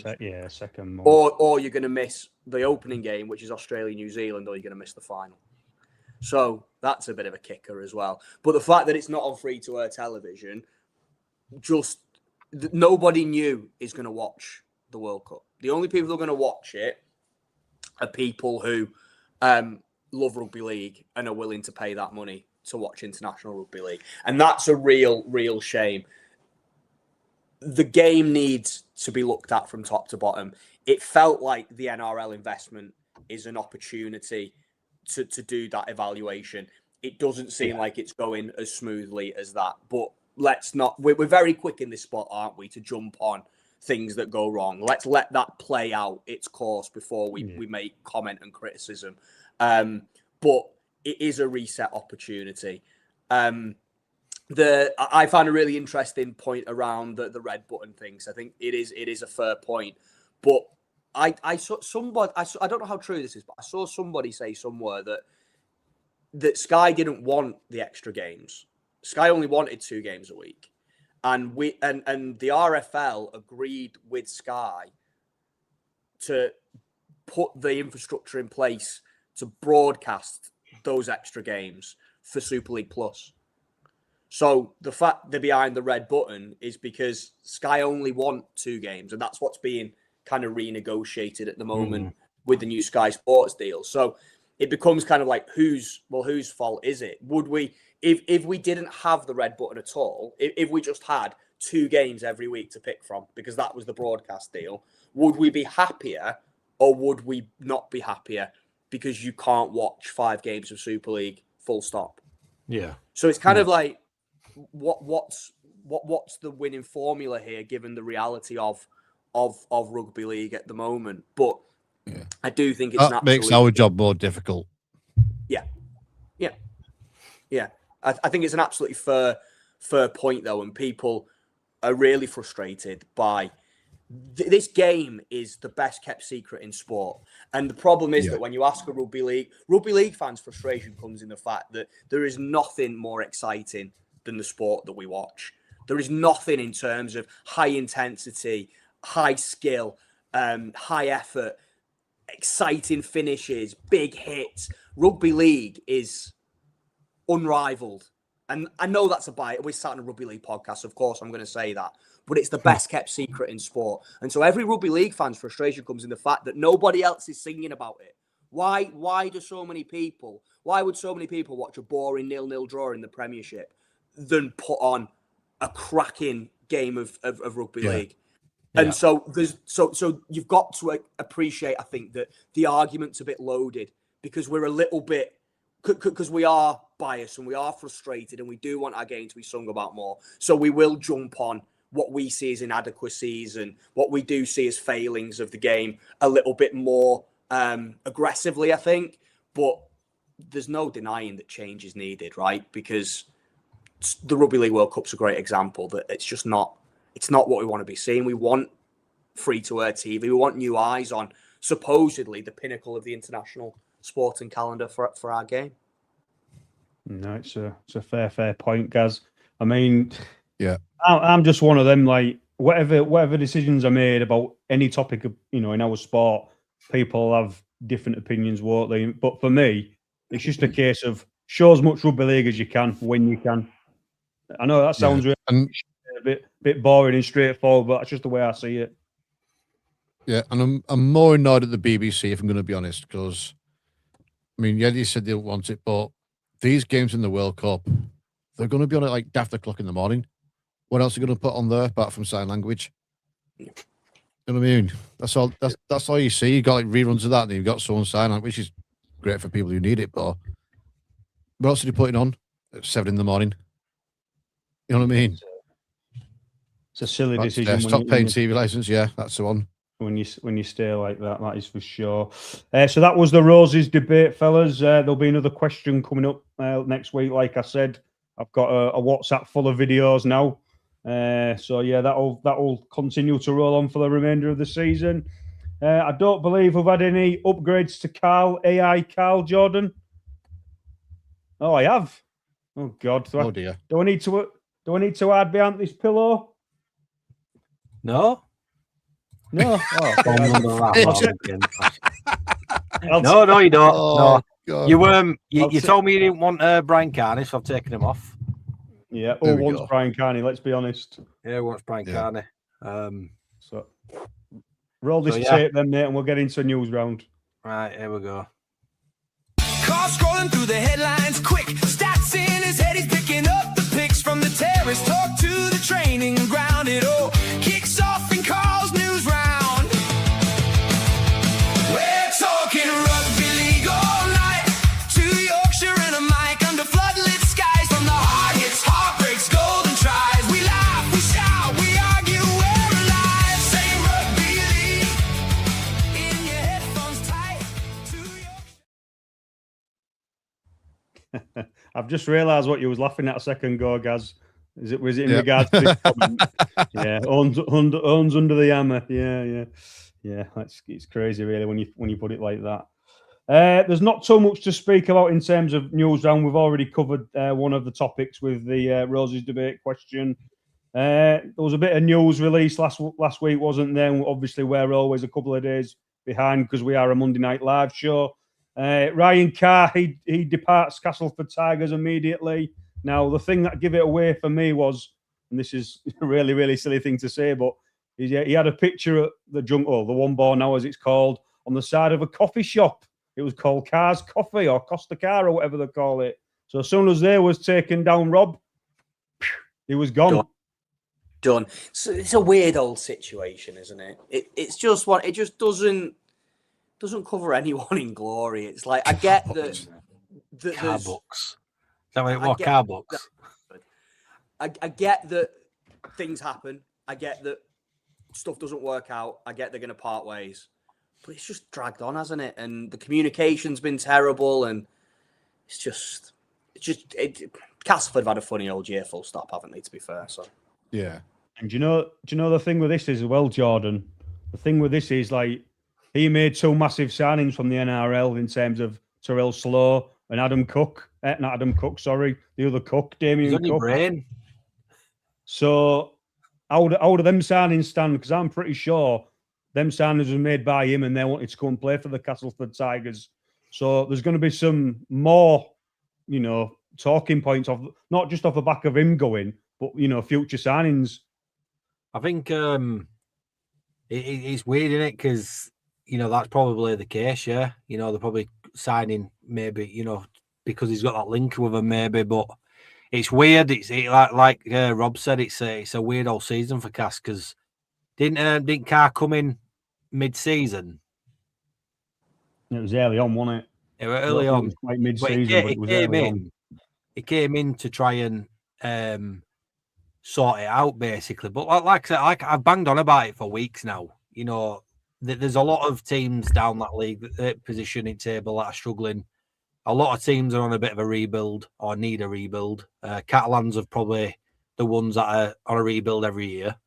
But he were in there for a project, in my opinion, and it was to get him going. It was sorting him out and kind of getting some new signings in and kind of get him going. And there's been, some results this year where they have actually turned up and played, but it just don't look good, does it? You've got him suspended or left down or whatever you want to call it for 2 games. And then basically, if you're a Castleford Tigers fan, you're waiting for, right, have we got a manager?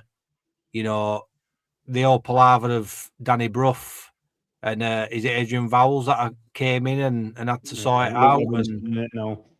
Yeah, it's just become a bit of a joke, hasn't it? And if you're a Cass fan, you're probably thinking, like, what the hell's going on with my club? Like, fair play to players. They're turning up and they're playing and, they can't do any more, really.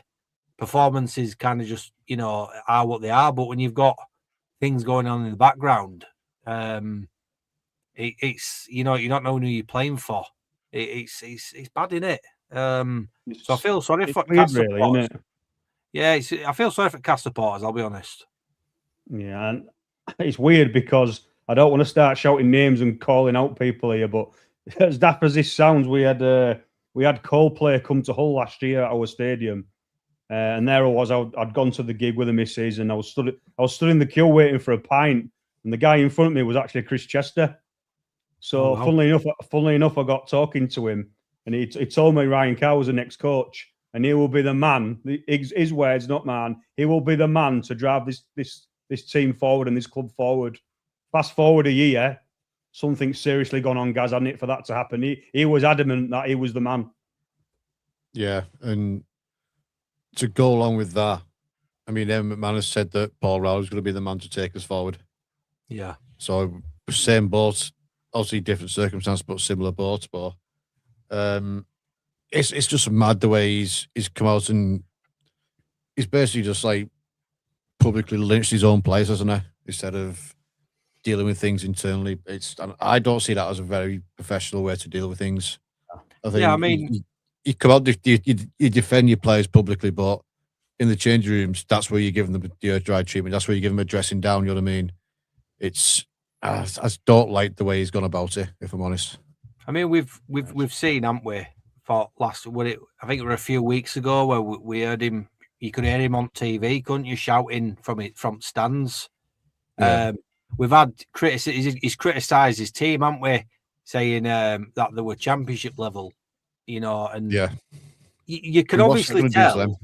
Yeah, I mean, yeah, exactly, and you can obviously tell that even by looking at him. Like I can tell his facial expressions and everything. You can tell he's probably not a nice guy to when he's in a bit of he's telling you off or whatever. He obviously seems like he's got a bit of an aggressive side to him, and I don't know what's happened. Obviously, we don't know. We're all speculating, but he seemed quite aggressive. I mean, I don't know I can't remember off the top of my head any manager that you could hear from TV screaming at his players, slating his players like he has. It's a good job we've done near Daryl Powell, isn't it? I know. You can lip read it, but you couldn't hear him. Daryl Powell sits down about 80 minutes after the game's finished. Yeah. He don't move, does he? But that's it. Yeah, it's just poor. I mean, when you think about it logically, lads, it's probably not a bad result, really, when you think about it, because it seems like when you actually jigsawed it all up, it's probably something that seemed to probably was going to happen, because if you're the players and you're getting slated like you were this year, do you want to play for someone like that? No, he definitely lost him. Swings and roundabouts, isn't it? I think he lost the dressing room. I think he lost changing room. Yeah, he did. So that's the downside to the Castleford Tigers season. The upside is they've bolstered their squad for the remainder, signing Keegan Brand and Ben McNamara on loan deals from the Leigh Leopards. So they need that. They need that bit of strength in depth. I'm sure they'll give him something. The biggest piece of news that broke late last week, Gaz, was the new St. Helens head coach. The widely thought of current Australian coach, Kevin Walters. He signed a 3-year deal, mate. Now, I'm going to call you out a little bit because a couple of weeks ago, you said to me that you wanted a young coach, an assistant coach that had something to prove. You've got the exact opposite, but I'm sure you're happy with that, surely. Listen, I didn't. It's because no one's seen that coming. Like that was one that was just not on the table at all. Now I'm going to quickly go into this. I won't take too long because I know we're running out of time here. But I'm seeing a lot of people talk about his win percentage in the NRL and all that. And I've been given some stats here of Saints coaches who have coached in the NRL and their percentages. Start at the bottom. Roy Simmons, 40.94%. Nathan Brown, 41.13%. Justin Albrook, 43.27%. Daniel Anderson, 52.78%. Kevin Walters, 53.26%. And there's only Christian Wolf ahead of him with 58.33%.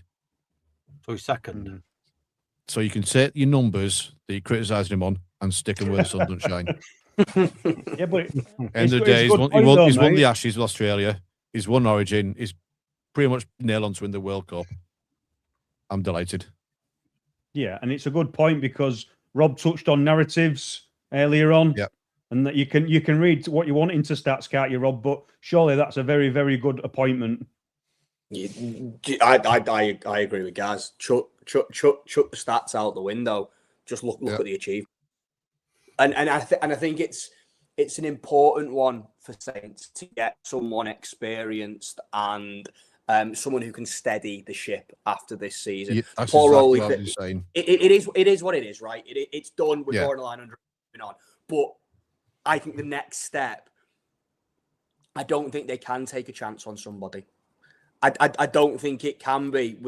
I get what the point you were alluding to, Gaz, about someone young and with fresh ideas, but I don't think they could take that chance at this moment in where they are as a club. I think you get someone in with a proven track record who you know is going to deliver to a certain standard for the next couple of years. And then when that ship's been steadied and when Saints have built back into what they should be, given, you know, the history and the ability and the fan base and everything that Saints are, then you take a chance on somebody a little bit younger and a little bit less proven. Yeah, like I say, when it was me, I thought he's going to steady the ship. We might not win anything with him, but it'll get us back to the point where we should be. Get us back to the bar that's been set by the club. Get us back to that point, and then bring someone in. I think that's the thing though. Like Saints with the records and stuff, they will attract people like that because, you know, if you forget about this season or last couple of seasons, you know, they are a championship team, the championship side, champion side, not championship side. Sorry, I was going to say, you know, they're a champion. They're a champion side. And for me, arguably, you know, they are probably going to win World Cup, aren't they, Australia? So you've got basically the best coach in a sense. I don't see it as you don't coach the best team in the world by being a divvy, do you? No, you don't. You don't. And as much as I were raving about Paul Rowley saying that he was going to do well with all this stuff, I do agree with Rob. Like, you're getting someone who's well established and knows probably will get the best out of you. I see it as not as a negative. I see that as re-energizing Saints next year. That I actually do see Saints not only in the playoffs next year, but pushing for trophies. I'm not saying that you'll win trophies, but next year. But I do think he will completely turn you around 360. I think you'll get some good signings. I think you'll be a lot more tougher than you have been this year. I'm probably going to say that you're going to probably get 4 or 5 new signings, and they're going to be world-class signings. I think Saints are, you know, it's one of those things for me where Saints are probably the team that you'd want to beat now because you know they're not going to stay where they are. So you want not in a way of saying knocking them while they're down, because they're not down, but you know what I'm saying. Like, they might not get playoffs, and it's like Leeds this week. I probably am more confident playing Saints this week than I would have probably ever played. Yeah, and I'm not saying that we'll beat you. I can understand that. Yeah, I'm not saying will win. You might beat us, and I won't be shocked. But what I'm saying is, I won't be as worried as I have been previous years. So for me, it's a great appointment. I honestly 100% believe that they'll 360 and they'll be beating big teams next year. Yeah, I think it's one of them. It's the right appointment, but more importantly, the right appointment at the right time. Yeah, that is probably the biggest thing. And also, I can't keep thinking. Maybe this is me trying to think outside the box, and maybe it's not there. But I can't help but think this NRL so-called deal is something, you know, behind that. You know, there might be a bit of a. May well be. You know, you'll go over there, you know, feel your way into St. Helens, and then we'll try and expand the game from that. But that's only going to help both parties in that sense, isn't it? So it's not a negative, you know, point that I'm trying to make. But yeah, definitely the right signing at the right time.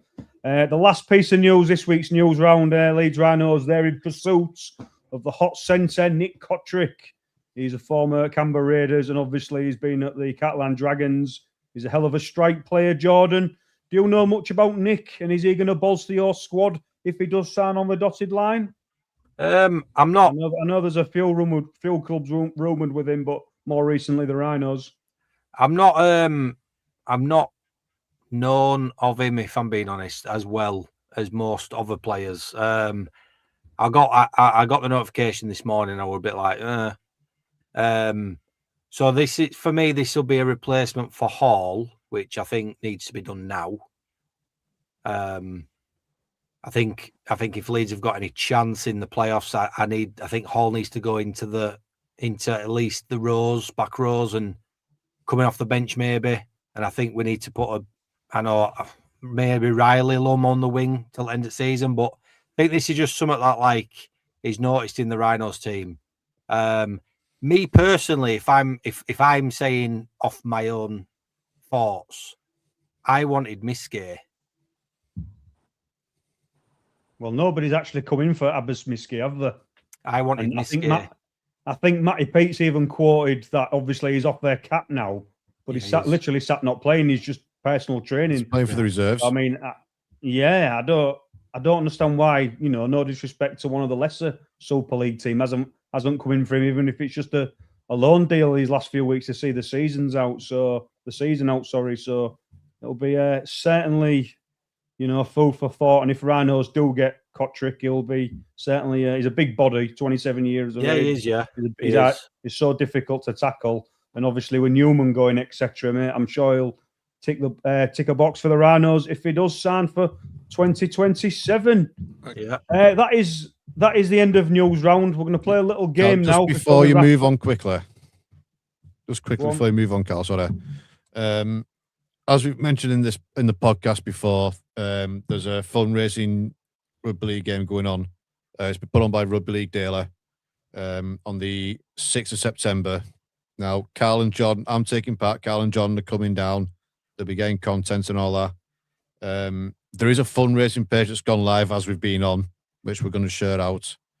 On the day, it's not just a game. There's stalls. There's an NRL stall coming, food, drink, and all that stuff. So it's free to watch. Bring yourselves down. It's at Eastmoor Rugby Club in Wakefield. So anyone near the area, feel free to come down and enjoy the day with us. Did you say they were in an NRL stand? Yes, NRL stall. Coming all the way from Coventry. Selling shirts? Oh, nice. Coming all the way from Coventry. I'll bring my wallet. You bring your wallet? You should be bringing it anyway. You tight get.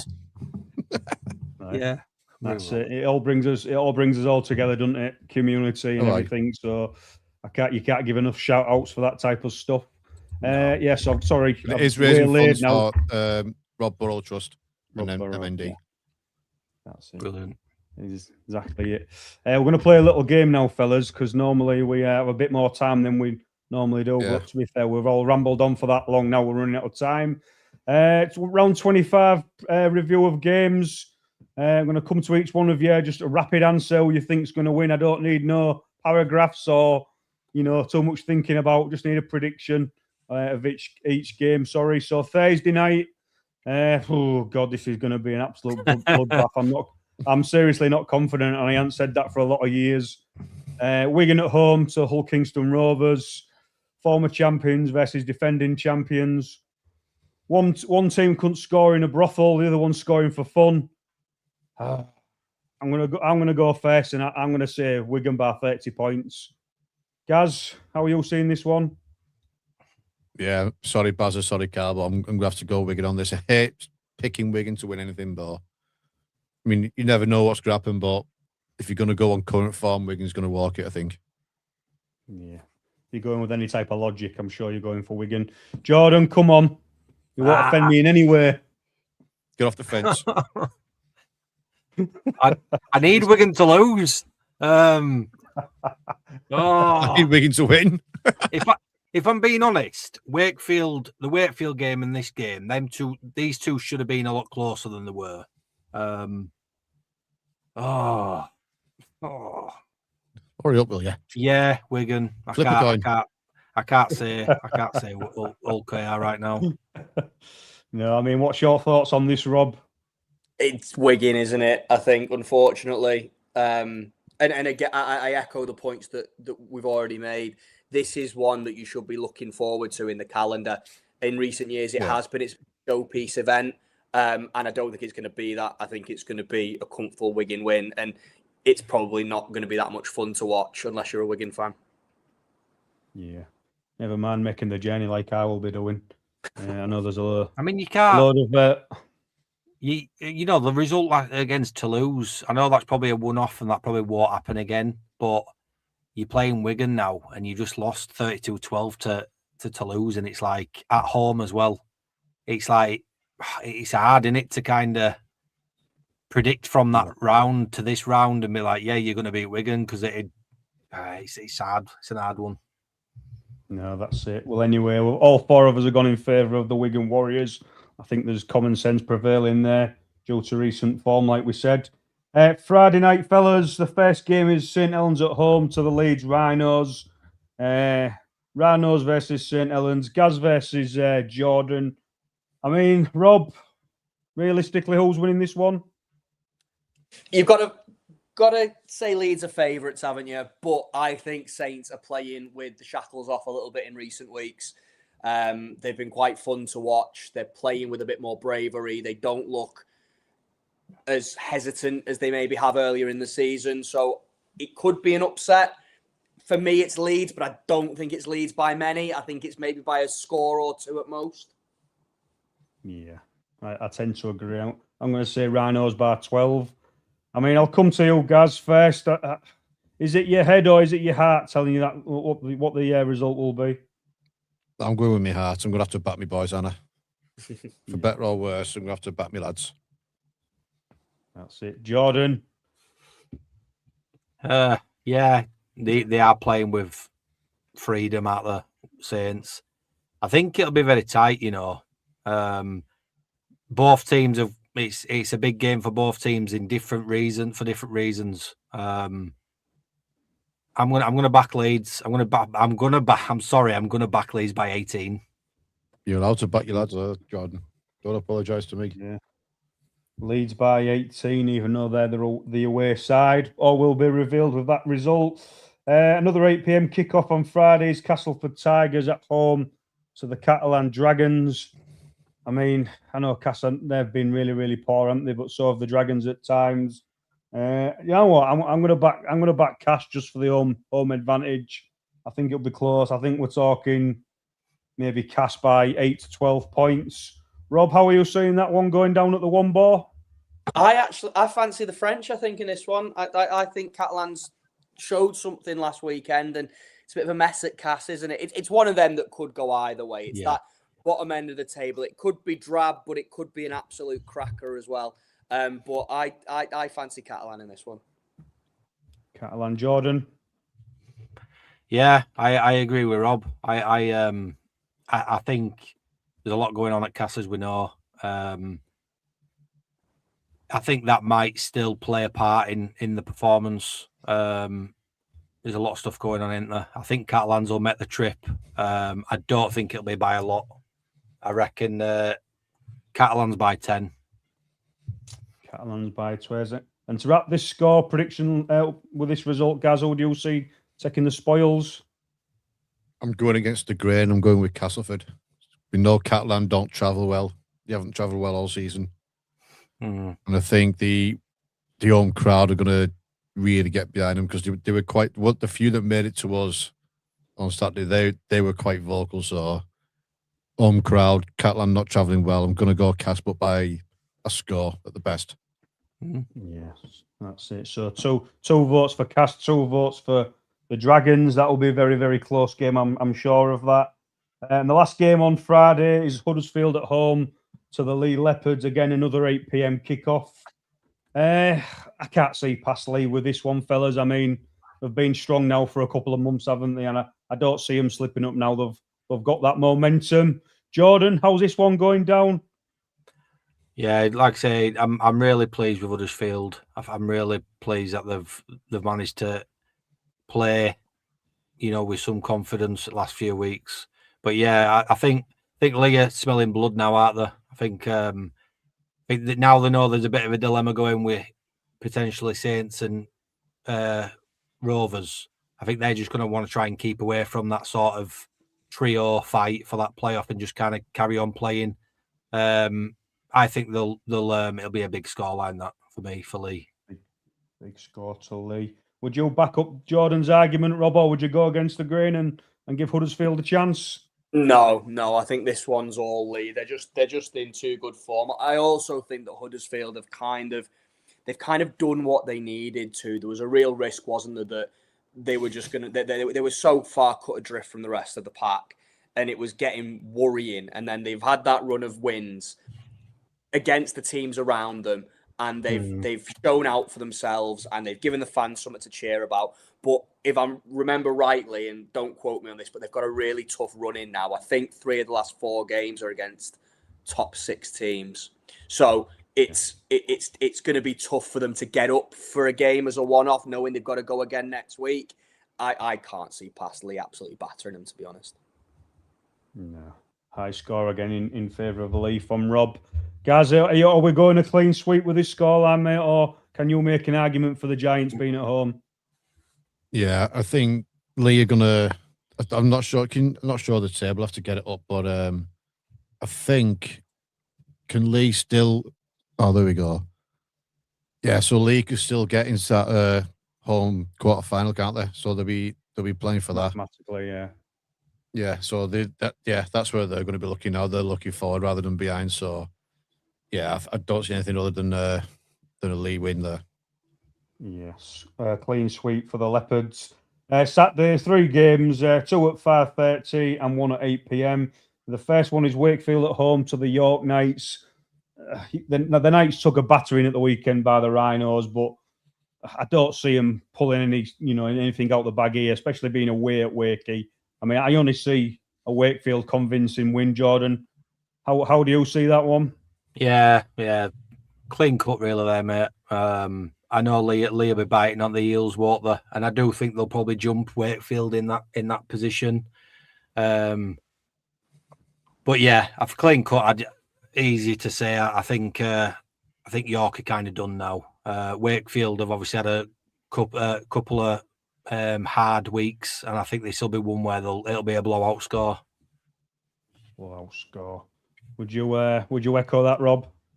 Perhaps not a blowout, but I wouldn't argue the result. I think earlier in the season, when York were a bit more of an unknown quantity, I think this is the kind of game that they could have caused an upset, but we've said it multiple times, haven't we? I think they're ready for the end of the season. So, yeah, Wakefield have got so much more to play for. I can't see past them winning. No. And Gaz? Yeah, same as Leigh. Wakefield want that. We want that fourth place, one of the home playoffs. So, yeah, I think it's going to be a long afternoon for York. No, that is it. And another game at the MKM Stadium, Hull FC at home to the Warrington Wolves. Now, this is a bit of a banana skin for Warrington, because they've come off the back of a busy schedule, 2 good performances. I'm expecting them to slip up. I'm not saying they'll lose by any stretch, but I think it'll be a lot closer than some of us think. So I'm only going to go Warrington by 8 to 12 points. I mean, how do you see this one, Jordan? Yeah, I don't know. Like I say, I think Warrington are still wanting to progress. I think, like I say, all these top teams now are going to still want to win out there to try and get as better position finish as possible. So I'm going to say Warrington by 18. Warrington by 18. And Rob, how are you seeing this one? Well, given I'm not going to be back on next week for you all to take the piss when I get it horrendously wrong, I'm going to go out on a limb and say that I reckon FC are going to upset them. But maybe that's just the bit. Is that the witness in you? Yeah. I'm trying to be so unbiased. I've said so many nice things about Warrington over the last 2 hours. I had to get one in, didn't I? But yeah, I think there might be an upset there. Yeah, the black and whites are sticking together, that is for sure. Gaz, is it clear? Is it a clear-cut win for Warrington, or do you seriously see Hull FC causing a threat like Rob predicting? I mean, Warrington are going for top 2. There's only 2 points behind the pair of them, so they'll have their eyes looking forward. But like you said, Rob said all could do some damage if they're not concentrating. That could go either way for Leigh and Wakefield as well. Yeah, I don't see Warrington slipping up there, to be fair. No, that is fair enough. And the last game of round 25, Toulouse Olympic at home to the Bradford Bulls, 8 p.m. kickoff. We know Bradford are really, really, really struggling, aren't they? And I think Toulouse will win this quite convincingly. I mean, Rob, how do you see this one? Well, all I can say is having Bradford fans on drink in Toulouse all the way till 8 o'clock at night is a terrible idea. They're going to be having a right good time, aren't they, by the time that hooter sounds? I think it's a home win. Bradford have got so many injury problems, and Toulouse is coming off the back of that huge, huge victory. It's one of them that could go either way. On paper, the sides aren't necessarily too unevenly matched, but I think on form, I think Toulouse will win this one. Yeah, Jordan, are you predicting? Yeah, I'll agree with that. I think both teams will want to finish strong as well. So I think they say the fact that Bradford have got injuries, I think is a bit unfair, really, because I do feel like they've got the fight in them, and they've obviously had a good season. I know they're bottom at league, but they have had a good season, considering. But yeah, I think if it were probably, to be fair, I'd have backed probably Toulouse either way, home or away in this fixture. But yeah, I think Toulouse, yeah, by I'd probably say I'd say 24 points. 24 points. Jordan. Gaz, sorry, how are you seeing it, mate? Yeah, I'm in agreement with everyone. It's going to be one-way traffic, isn't it? Unfortunately for Bradford.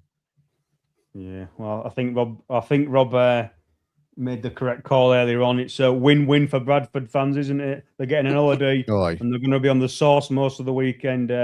So fair play to them. Hopefully, we'll get some of them predictions right, ready for next week's show.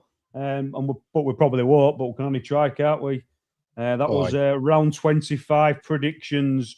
Just before we sign off, guys, we have a special guest recording tomorrow with us, former Hull KR, Widnes, Hull FC, Walkington and England international fullback Sean Briscoe. Sean is going to take some time out with us tomorrow night. So like I said, we'll record tomorrow and Jordan will pretty it up and release it on Friday, hopefully. Yeah. Another big thank you to yourself, Rob, for coming on and giving us pretty much 2 hours of your time, mate. Do you just want to give your socials another plug before we sign off? Yeah, absolutely. Thanks so much for having me as well. I've had a right good time. It's flown by. So you can, I'm up the chemics everywhere. So TikTok, YouTube, Facebook, Instagram, absolutely anywhere. Talking about the championship, talking about Widnes Vikings, talking about rugby league in general. Just come along and give us a follow if that's your bag. That is. Anybody that follows Rugby League, that is definitely their bag. But yeah, thanks again, matey. And I think that pretty much sounds us off, Gaz. Yeah, so again, thanks to Rob for coming on, mate. We really appreciate it. We love how passionate you are about the game. And like I said, go follow his socials. He's got some really good content out there. Doing a lot with the club, with this club actually as well, I've noticed recently. So congratulations on that. Big thanks to everyone in the comments, everyone listening later on. We really appreciate everything. Big thank you to Acorn Joinery Leeds for their continued support. And remember, the podcast is for the fans, by the fans. Cheers, Rob. Appreciate it, mate. Thank you.